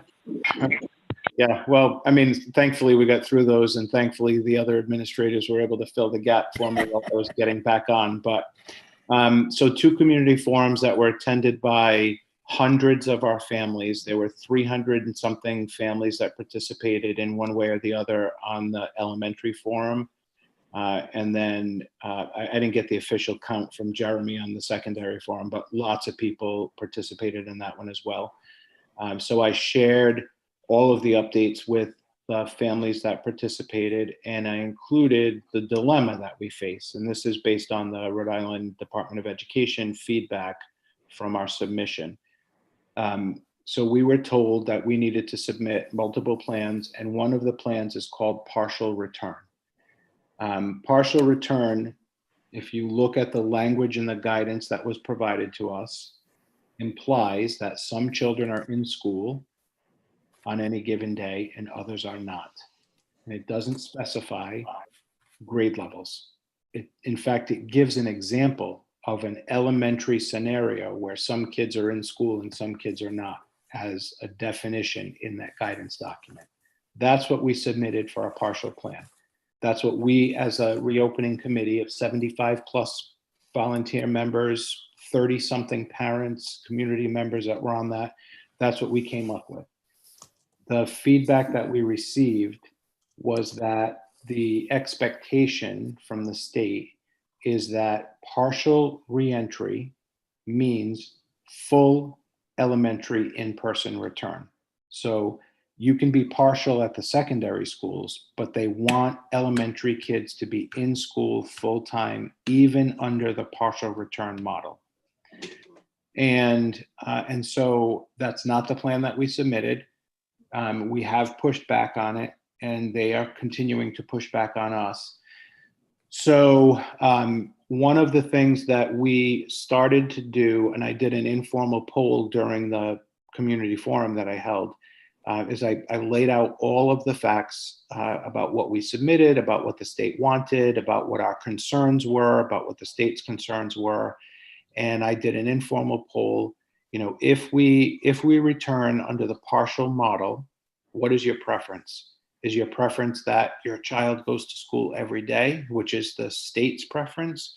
Or is your preference that we implement basically an Exeter West Greenwich model where Exeter students go some days, West Greenwich students go the other days, so that half the number of kids are in the building and we're able to meet all of the safety requirements, increase social distancing, that kind of thing. The poll, again, it was informal, and I'm not making any decisions based on the informal poll because there were limited responses, but it was 67% favored our plan, 33% wanted their children back full-time. That's the sense that I got in multiple conversations that I've had with different groups of families over the course of the planning period. So I've not responded to the feedback that we got from RIDE at this point. Instead, what I've said is I'm going to gather additional feedback from the community, because if the community wants a partial return model where the word partial is actually defined as partial, then that's what we're going to put forward. If the community wants something different and it matches what the state wants, then we'll see what we can do to make it happen. Although I have some significant concerns, I do not feel confident or comfortable with that plan. But on the other hand, if the results that we get remain 67-33 or somewhere close to that, can we do a model where parents that want their kids in full-time can have it, parents that prefer the model that we implemented, they could have that. And then we still have about 22% of our families that are opting for full distance learning. So 1 out of every 5 kids won't be in the building to start with because they'll be doing full distance learning. So if we can actually get the data from our elementary families around what their preference is, what we're going to do is look at that information and see if we can do some kind of a blend between what the state is asking us to do and what we submitted, and still come up with a plan that we feel comfortable with in terms of providing all of the safety precautions that we've been asked to provide according to the guidance that was submitted to us. So that is the work that we're currently doing. I know I have Jeremy and Chris Anthony have been working on kind of finalizing some of the logistics of my email and attaching the surveys to the email that's going out to the community. But the hope is that that will go out by tomorrow. And then that information will inform the response that we send to RIDE. And I believe there are a lot of school districts that are in a position like ours. And I think that that has a little bit to do with why the governor has made a choice to push off the opening, because there are some real issues that we don't want to rush to make decisions on, and we want to make sure that we get it right. And a lot of the communities just needed more time in order to get it right, according to the feedback that we received from the state. So that's where we are. I will say tons and tons and tons of very positive and appreciative comments from the community. We've tried really hard to be transparent, provide a lot of information. And I was very clear with them about the things that we just don't know at this point. But their opinion and their desires mean a lot to us in terms of our planning. And I don't want to submit an answer to the state without consulting with the families, which we've done at every stage of the reentry planning process. So I'm not going to stop that now. And that's why we haven't responded yet to RIDE's feedback. So just so that you're all aware of where we are at this time. So why can't we go on our schedule? Why do we have to follow the state schedule? You mean half the students in what we submitted? No, the 2 state weeks. starting schedule. Why can't we start when we were ready to start?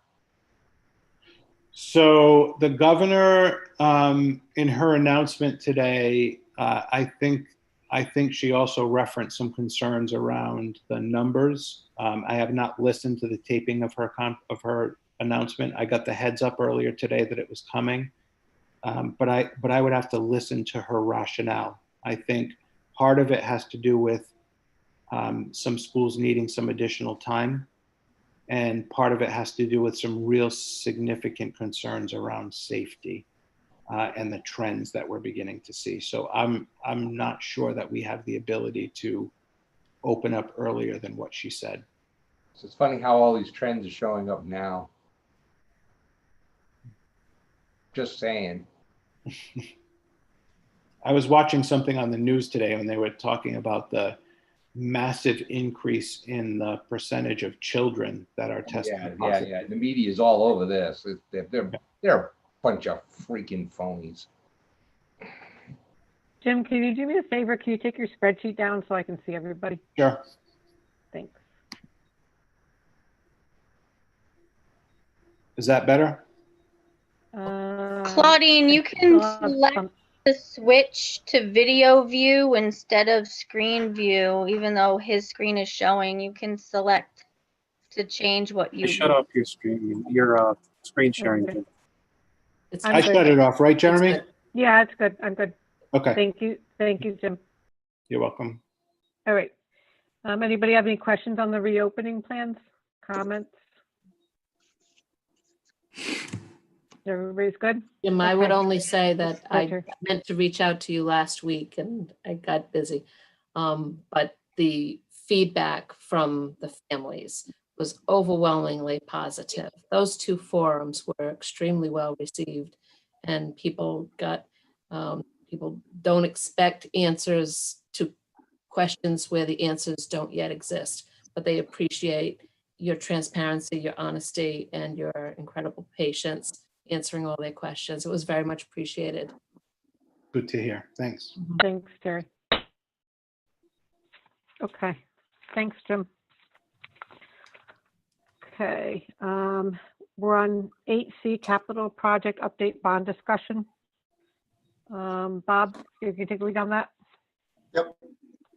So just on the two summer projects that are ongoing, Martone, who's doing the entryways at Metcalf School, they're doing all the fabrication off-site, and then they're going to bring it in and install. That's moving along just fine.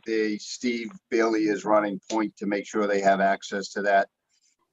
And we're not declining them any access if they need, additional hours during the day or early morning, but that hasn't happened yet. The Walloon boiler, as I reported earlier, that's totally removed. They still need to take the breach out, which is pretty straightforward if, for that trade to take care of. And then, like I said, the ordering should be in around mid-September install, and then doing the shakedown should take, till the middle of October. So that's the capital projects that we have in hand that we're doing right now. The next phase of the conversation would probably be best if we looked at the process flow document, which is capital project approval bond only versus capital project approval bond plus self-funded capital project. So it's a side by side. Bob, hold on one second. So just over Yep. to the school committee members, that's in Bob's monthly status report, the chart that he's referring to. It's not a separate document. That was the attachment. One of the Yeah, attachments. it was one of the attachments. Okay, sorry, go ahead.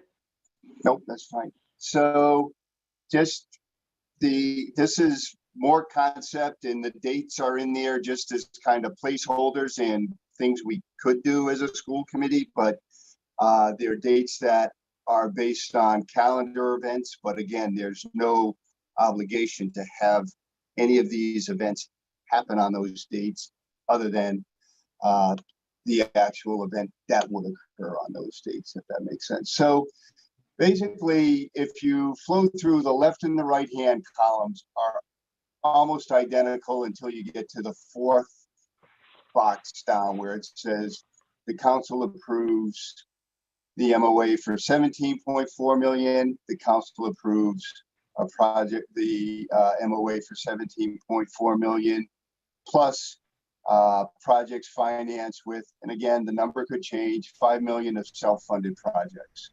So the concept here is to have a plan in place that the Council on Elementary and Secondary Education are going to vote on, so that if the bond fails, we still have an MOA in hand for self-funded capital projects. And as we flow through this, you'll see the most important part where it shows voters reject the bond. What would happen if the voters reject the bond?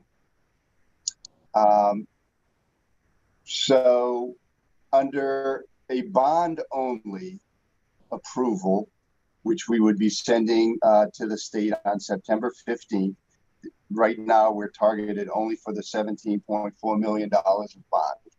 If that went to the voters at some point and was voted on and was defeated, in the first box, we would notify RIDE that the bond was defeated. RIDE would then invalidate the MOA for the $17.4 million in bond. That would mean we would have no MOA in hand on record, and we would be in jeopardy of not meeting our annual maintenance of investment requirement, which I'll show you in a subsequent spreadsheet.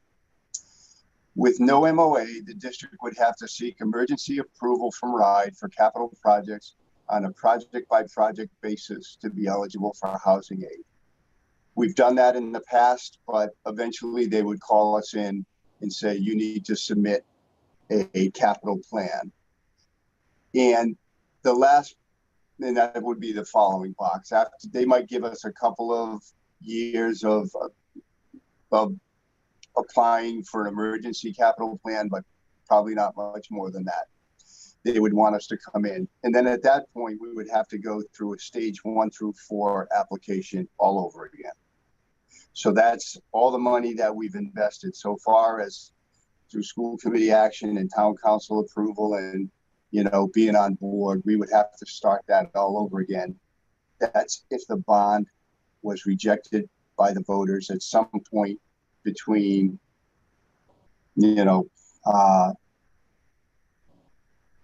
November of 2020 and April of 2021. With the bond in a self-funded capital project submittal, which again would occur on September 15th, 2020, so in just about a month. If the bond were to fail, we would notify RIDE. RIDE would invalidate the 17.4 million in projects financed by the bond. And then they would say, but you still have your MOA for your, I'm using 5 million just as an example of $5 million in self-funded projects. So we would be able to move forward and proceed with stage 3 and 4 for the $5 million worth of self-funded projects. I can tell you that the work that I've been doing with RIDE and internally with Jim and with Steve and Jeremy and Tish, it's been hectic to say the least, given everything else that's going on. But we did receive a spreadsheet on projects that are not included in the 17.4 million from Lewis's Torado Architects, and he's identified about $6.6 million worth of projects that the school committee could consider and that the building committee could consider. So we just need to kind of think about, you know, these were all projects that were in the 90 million and the 70 million and the 50 million submittal. So a lot of the detail is included in those projects. Bob, question. Go ahead. If we were gonna go to a, you know, if the 17 million is defeated, which is all the stuff that was in the Jacobs report that was said that we had to do, why wouldn't the 5 million or whatever the number is be a subset of that? It is a subset of that, Lee. It is. It's still Jacobs stuff only. So I'm looking at it, fire alarm systems, electric panel upgrades. It's very little to nothing with the educational programming. It's all the bones of the system. So basically, the only thing you're saying is we have to have the 2 MOAs submitted at about the same time. Otherwise, we run the risk of having to start all over again. Right. And then we, on the other hand, we run the risk of confusing the taxpayers because they're not going to know whether they're voting on 17 million or 22 million. Okay, whatever. We'll run the risk that way. Yeah, I mean, it's a difficult situation because of what you just said. The narrative gets a little confusion. But but the issue is if we don't, what we need to be able to, the 17.4 million, and as you said, a subset of that of additional it can't be the capital plan cannot include projects that you've identified in the 17.4. They need to be in addition. If the bond were to fail, then the mechanism is to say, well, now we have this MOA for 5.5 or 5 million, and the priority was in the 17.4. Now we apply to say we would like to use to reprioritize the project. So in other words, we don't want to do the electrical panel upgrade at Metcalf School. We want to do the roofing system and et cetera. So I agree with Lee about the confusion about putting two sets of numbers in front of the voters. That's going to be total confusion. When I was reading your chart, I was thinking the same thing. Can we put the bond, the $17 million bond, in front of the voters, let's say at the November 3rd election? And then if that fails, then we have a special election for the bond. For the self-funded. I'll ask that question. Because there's no way we can put two numbers on a ballot. Like they're not going to understand. But I have a different question. So we've submitted, several $1 million capital plans to the state before, and I don't believe that they go to the voters for approval if we do it through a self-funding mechanism. Yeah, you're right, Jim. We haven't in the past, but the question's going to become, if we submit the two and they find out about it, the question's going to be, the towns will make the point of it. Are you doing 17.4 million or are you doing 22 million? And if you're doing 22 million, where's the $5 million coming from? So we're just creating another problem. Unless we do a November, and that's what we talked about internally, that, if we could have the 17.5 at the November election, get an answer. Because if it passes, we're good. Right. But if it doesn't pass, there's the rationale. If it doesn't pass, exactly, then we still have time to get the other MOA in, and we come under the wire, I take it. Well, I think that's the question. Correct. I think that's the question. Too. Yeah. I think that's the question. So we'll get Lou beyond what we're spending. So I didn't hear that.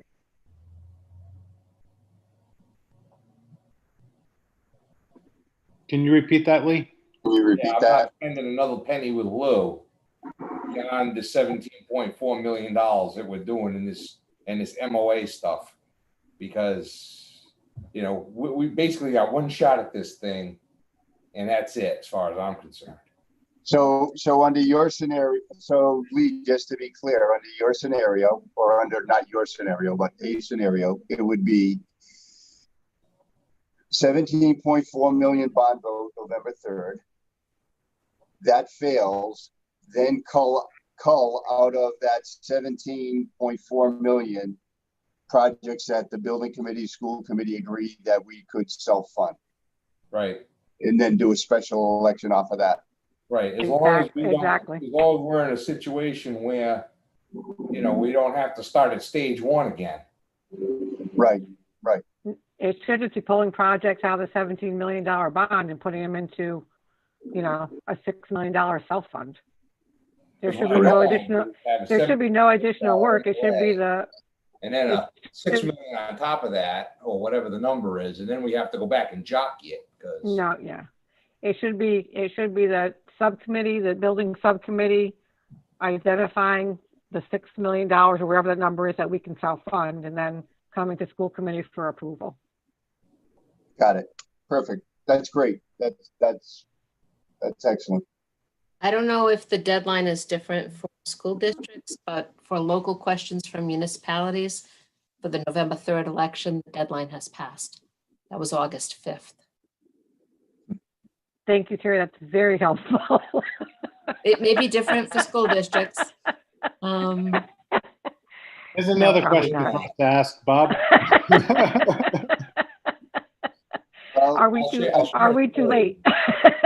yeah, we can find that out. I think the other issue really was, if you looked in that process flow, the Council on Elementary and Secondary isn't supposed to meet to November 11th. Or no, when is it? November 10th, 2020. They're supposed to meet to vote to approve projects, but I'm hearing that's going to be pushed out further into the year also. So then that means the wording for the ballot becomes vote for the bond upon subsequent approval by CC for the 17.4 million MOA, something along that line. But it would be the voters would be voting to approve the bond prior to approval from the Council on Elementary and Secondary Education.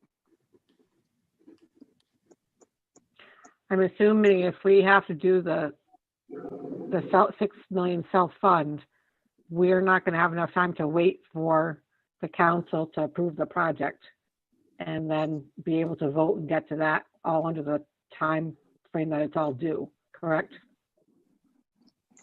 I'm thinking if we, if the vote, I think the question that I need to have answered, or that everybody needs to have answered, is if the bond fails, is it just simply, as Lee said, take a subset of those projects to some number, 5 million, and say we're going to self-fund these, Right. And what is that process? Because that seems Easier. And it would be almost, And less confusing. Yeah, I agree. as I'm saying that out loud, it almost, you want to do that. Does it make sense to have that happen before the council votes on it? I think what you have to have is it's ready to rock. As soon as it fails, it's submitted. Right, but if we went to, if the vote occurred on the ballot and it was defeated, and then The very next morning, it's in an envelope with a stamp on it on its way to RIDE. But I think Bob's question is, why can't we submit both? We're pulling the projects out of the $17 million bond. So why can't we submit Bob said earlier that if we want to do a self-funding process now, it has to be on top of the 17.4 million. Right. They don't want it to be similar projects. Oh, sorry. Yep.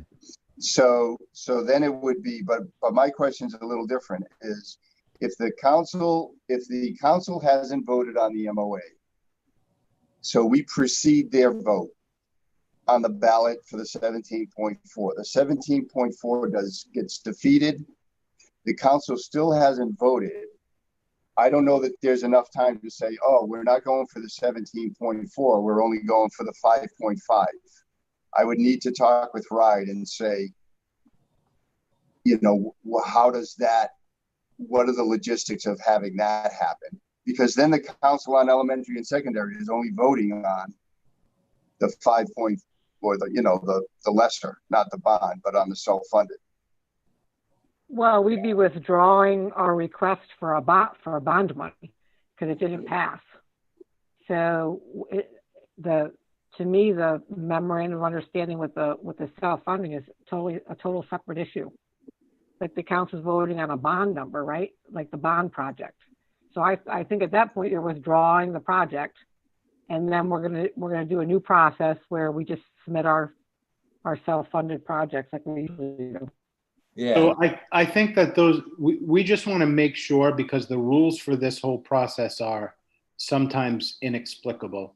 But let's just make sure that we have some answers to some of these questions, because if we're able to do that, then I think what Bob just said is in response to the conversation is probably the right move. Like, all right, if we're allowed to do it, what's our timeline? And if we know that that's going to be our step, so not that we're hoping for the thing to fail, but if the $17.5 million bond fails, then the Capital Project Committee should have already had meetings where they've identified the subset of projects, and when we get all the paperwork ready to prepare for a failure in hopes that we never have to use it. And then we'll just be ready to submit when we're allowed to submit, whether it's after the council votes, before the council vote, however that process works. But we should just get answers to the timeline and then bring this discussion to the Capital Project Committee so that we can talk it through with them, maybe pull out the subset of projects together and like see what we need to do to just be prepared to have our backup plan ready to go so it can be submitted ASAP, and hopefully it can work. You know, for our luck is that they'll tell us, no, your 5-year capital plan has to be submitted 7 days prior to your referendum, you know, in which case it changes everything. But if we can make this work, I think it's the right scenario. And I think it's easier. Buddy, and I have another question. Yeah, go ahead, Terry. With regard to either or both of these bond questions, do they require General Assembly authorization? Mm-hmm. So. If they're bonds, they do. Mm-hmm. And so what's the time frame on that? That generally happens after January, and like I think the timelines we were using were January, but after January, before February, to try and get on as early as mid-February, Terry. But typically that's a rush. Mm-hmm. So does that put November of 2020 out of the question anyway? Well, we don't really know when the General Assembly is going to be meeting again. Right. Right. There's that problem. Especially for borrowing. Yeah. Which is why, you know, we have dictator Gina. They're reluctant to commit to the November approval by CC. Yep. Because even though it's posted on the RIDE website, they're saying, well, that might move. Thank you. So I have can I ask one more question? Sure. So we were talking about the self-funded money. Do we have to get that approved by the voters? So I guess the question is, when we submit our operating budget to the voters for our all-day referendum, if we're going to have a capital request, that has to be on that ballot. So I guess it doesn't need to go to the voters unless we're going to make a capital request. That's what I think. I think if we're going to have a backup bond, that has to go to the voters as a bond referendum. If we're going to self-fund by pulling money out of unassigned fund balance like we've been doing for the past 9 years, we've not brought those votes on a ballot for the community to vote on. That's just been action of the school committee and assignment of money out of the fund balance or capital project lines that we have. That's our money. It belongs. That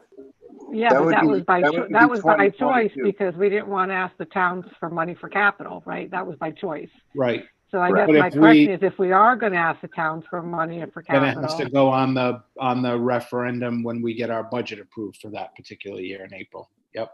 As a 2022. So yep. It's not a separate. It's not after it again. If it fails, if the bond fails, I don't believe we're going for a special. I don't know, not election, but a special voting thing, if you will, for our self-funding of capital. I mean, I think it's at our all-day referendum in April of where we put that capital request on there if we're going to ask the towns for capital money. Right. Right. Okay. The self-funded would not have to go to CC. Right. Okay, correct. Okay, I wanted to make sure we were all on the same page with that. Okay.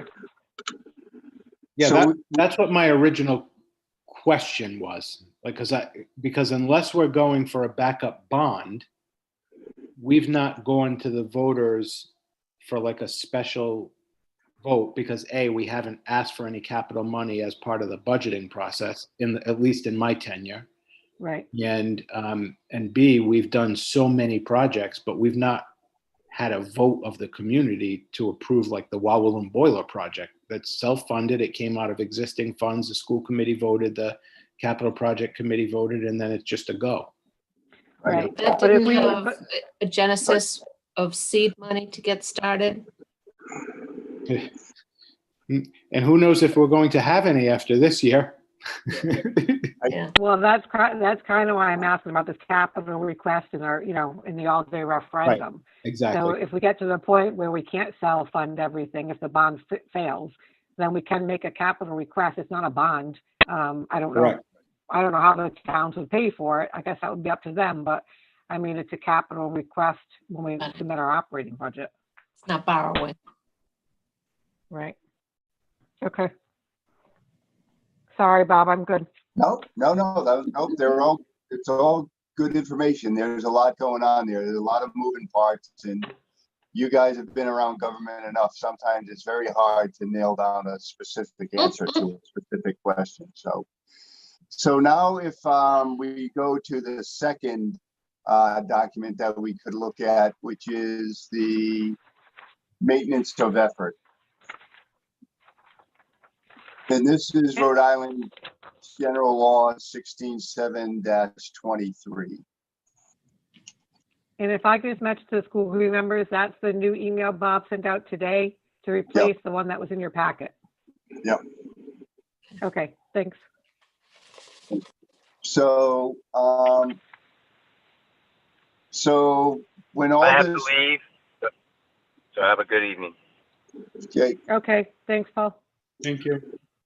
so when all the changes that RIDE occurred through preceding the Jacobs report, but part of that, some of the fallout from that was this maintenance of effort that has been codified, and the third column in from the left, or the reader's left,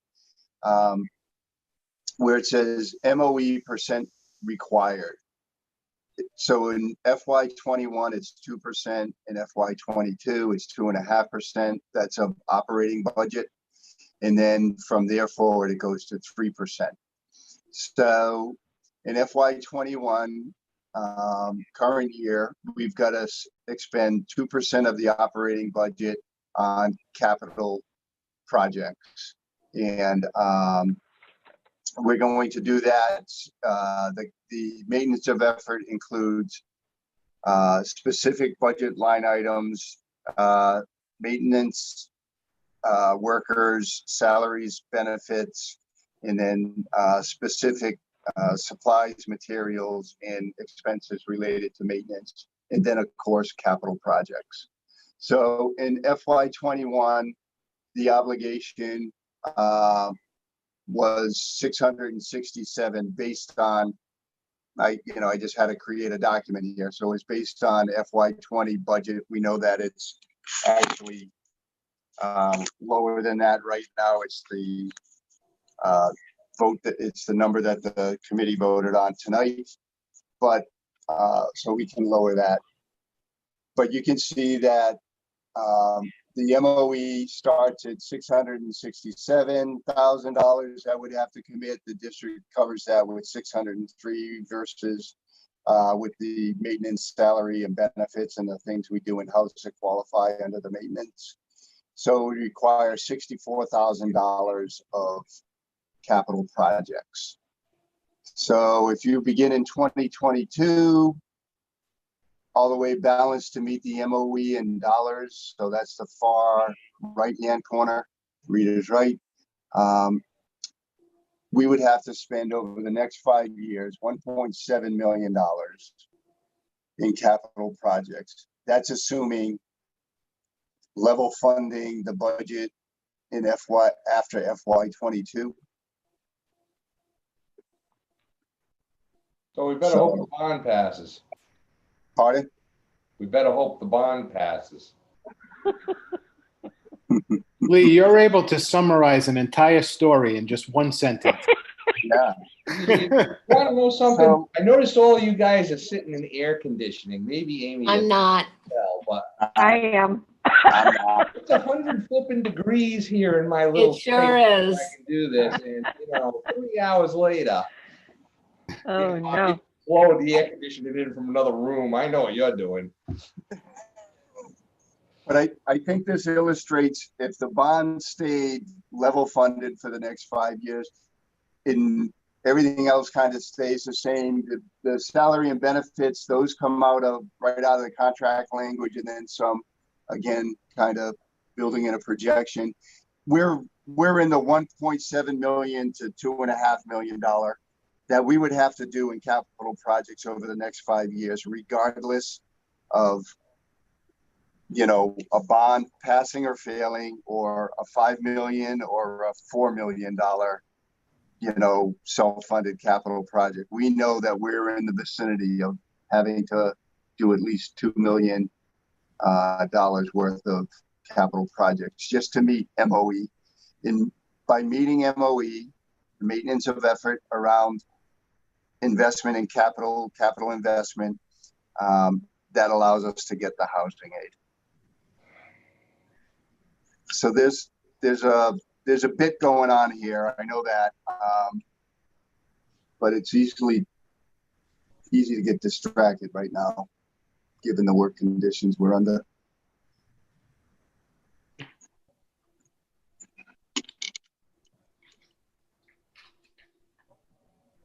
Do you have any questions or any more questions?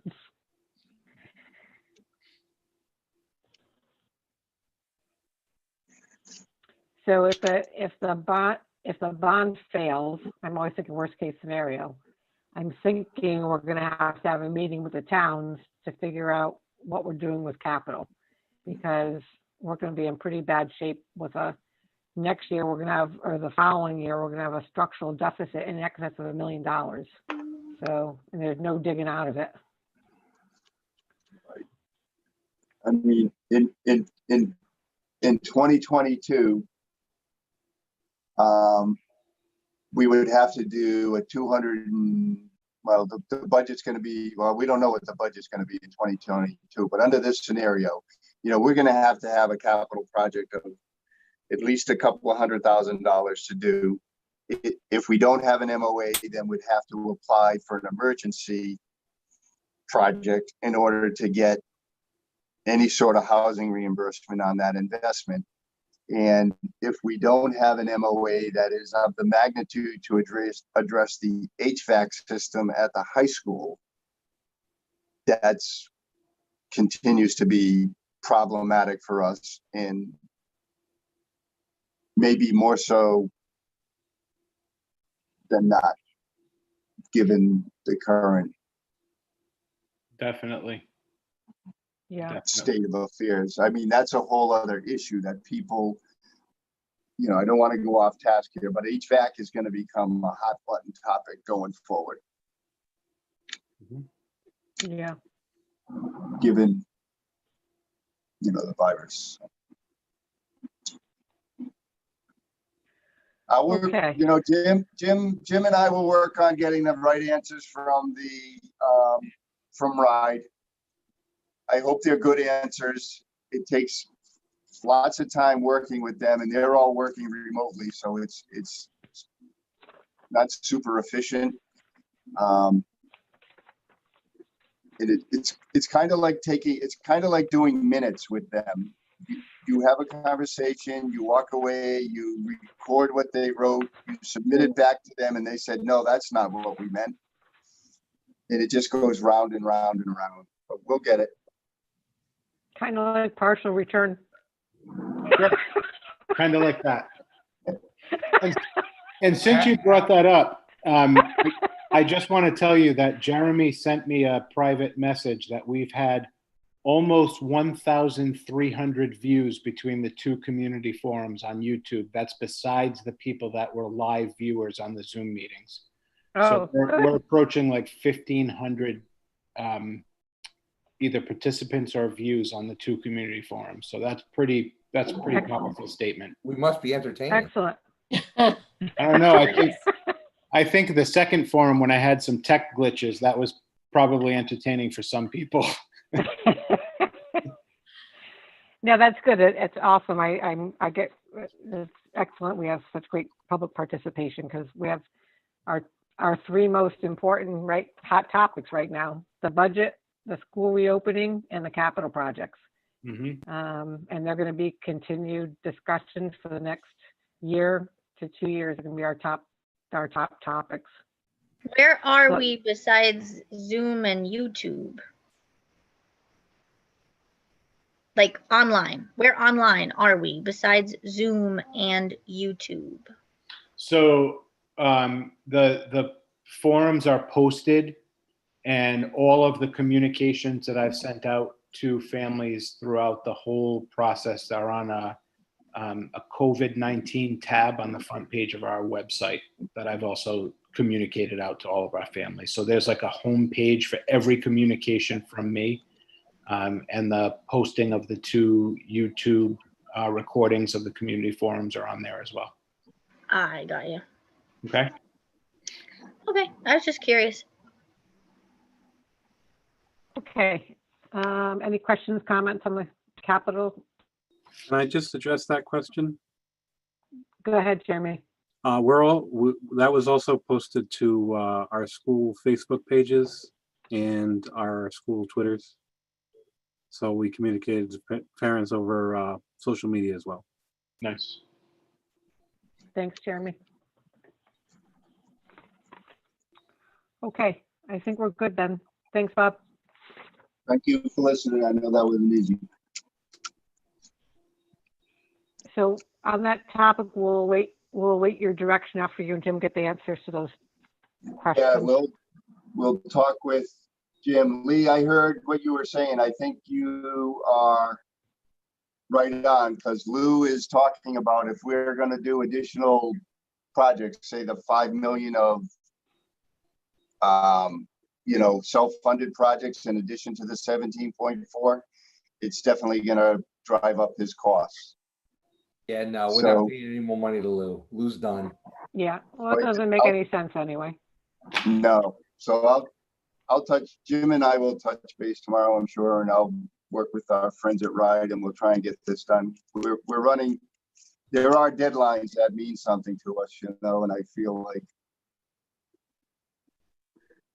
it's probably post January 1 that we can get enabling legislation and everything else done. It's getting really irritating to me, the amount of money we paid him for the same information over and over and over again over the last 2 years. Yeah. We just keep paying him and paying him and paying him, and the state keeps changing their mind, and I'm so fed up with this whole process. And I don't know who to fight. Yeah, it's $300,000 of self-funded projects. Yeah, well, that $300,000 could have gone a long way to somewhere else. So we're just giving it to Lou. Okay. Let's see, we have important dates and meetings. So August 25th, we have a school committee meeting if it's needed.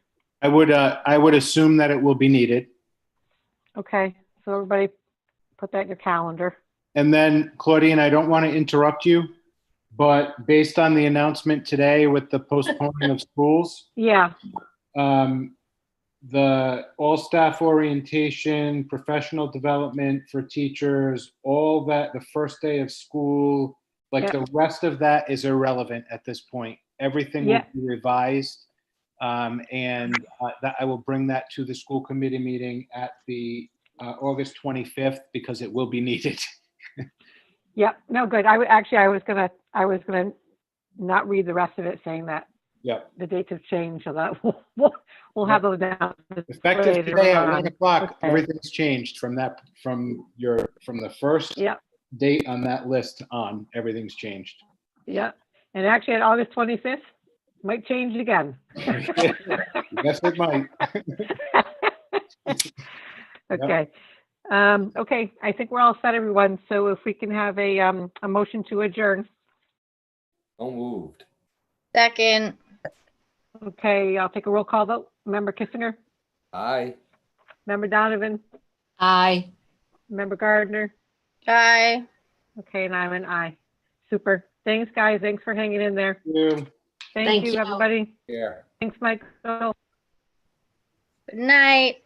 Good Good night. night.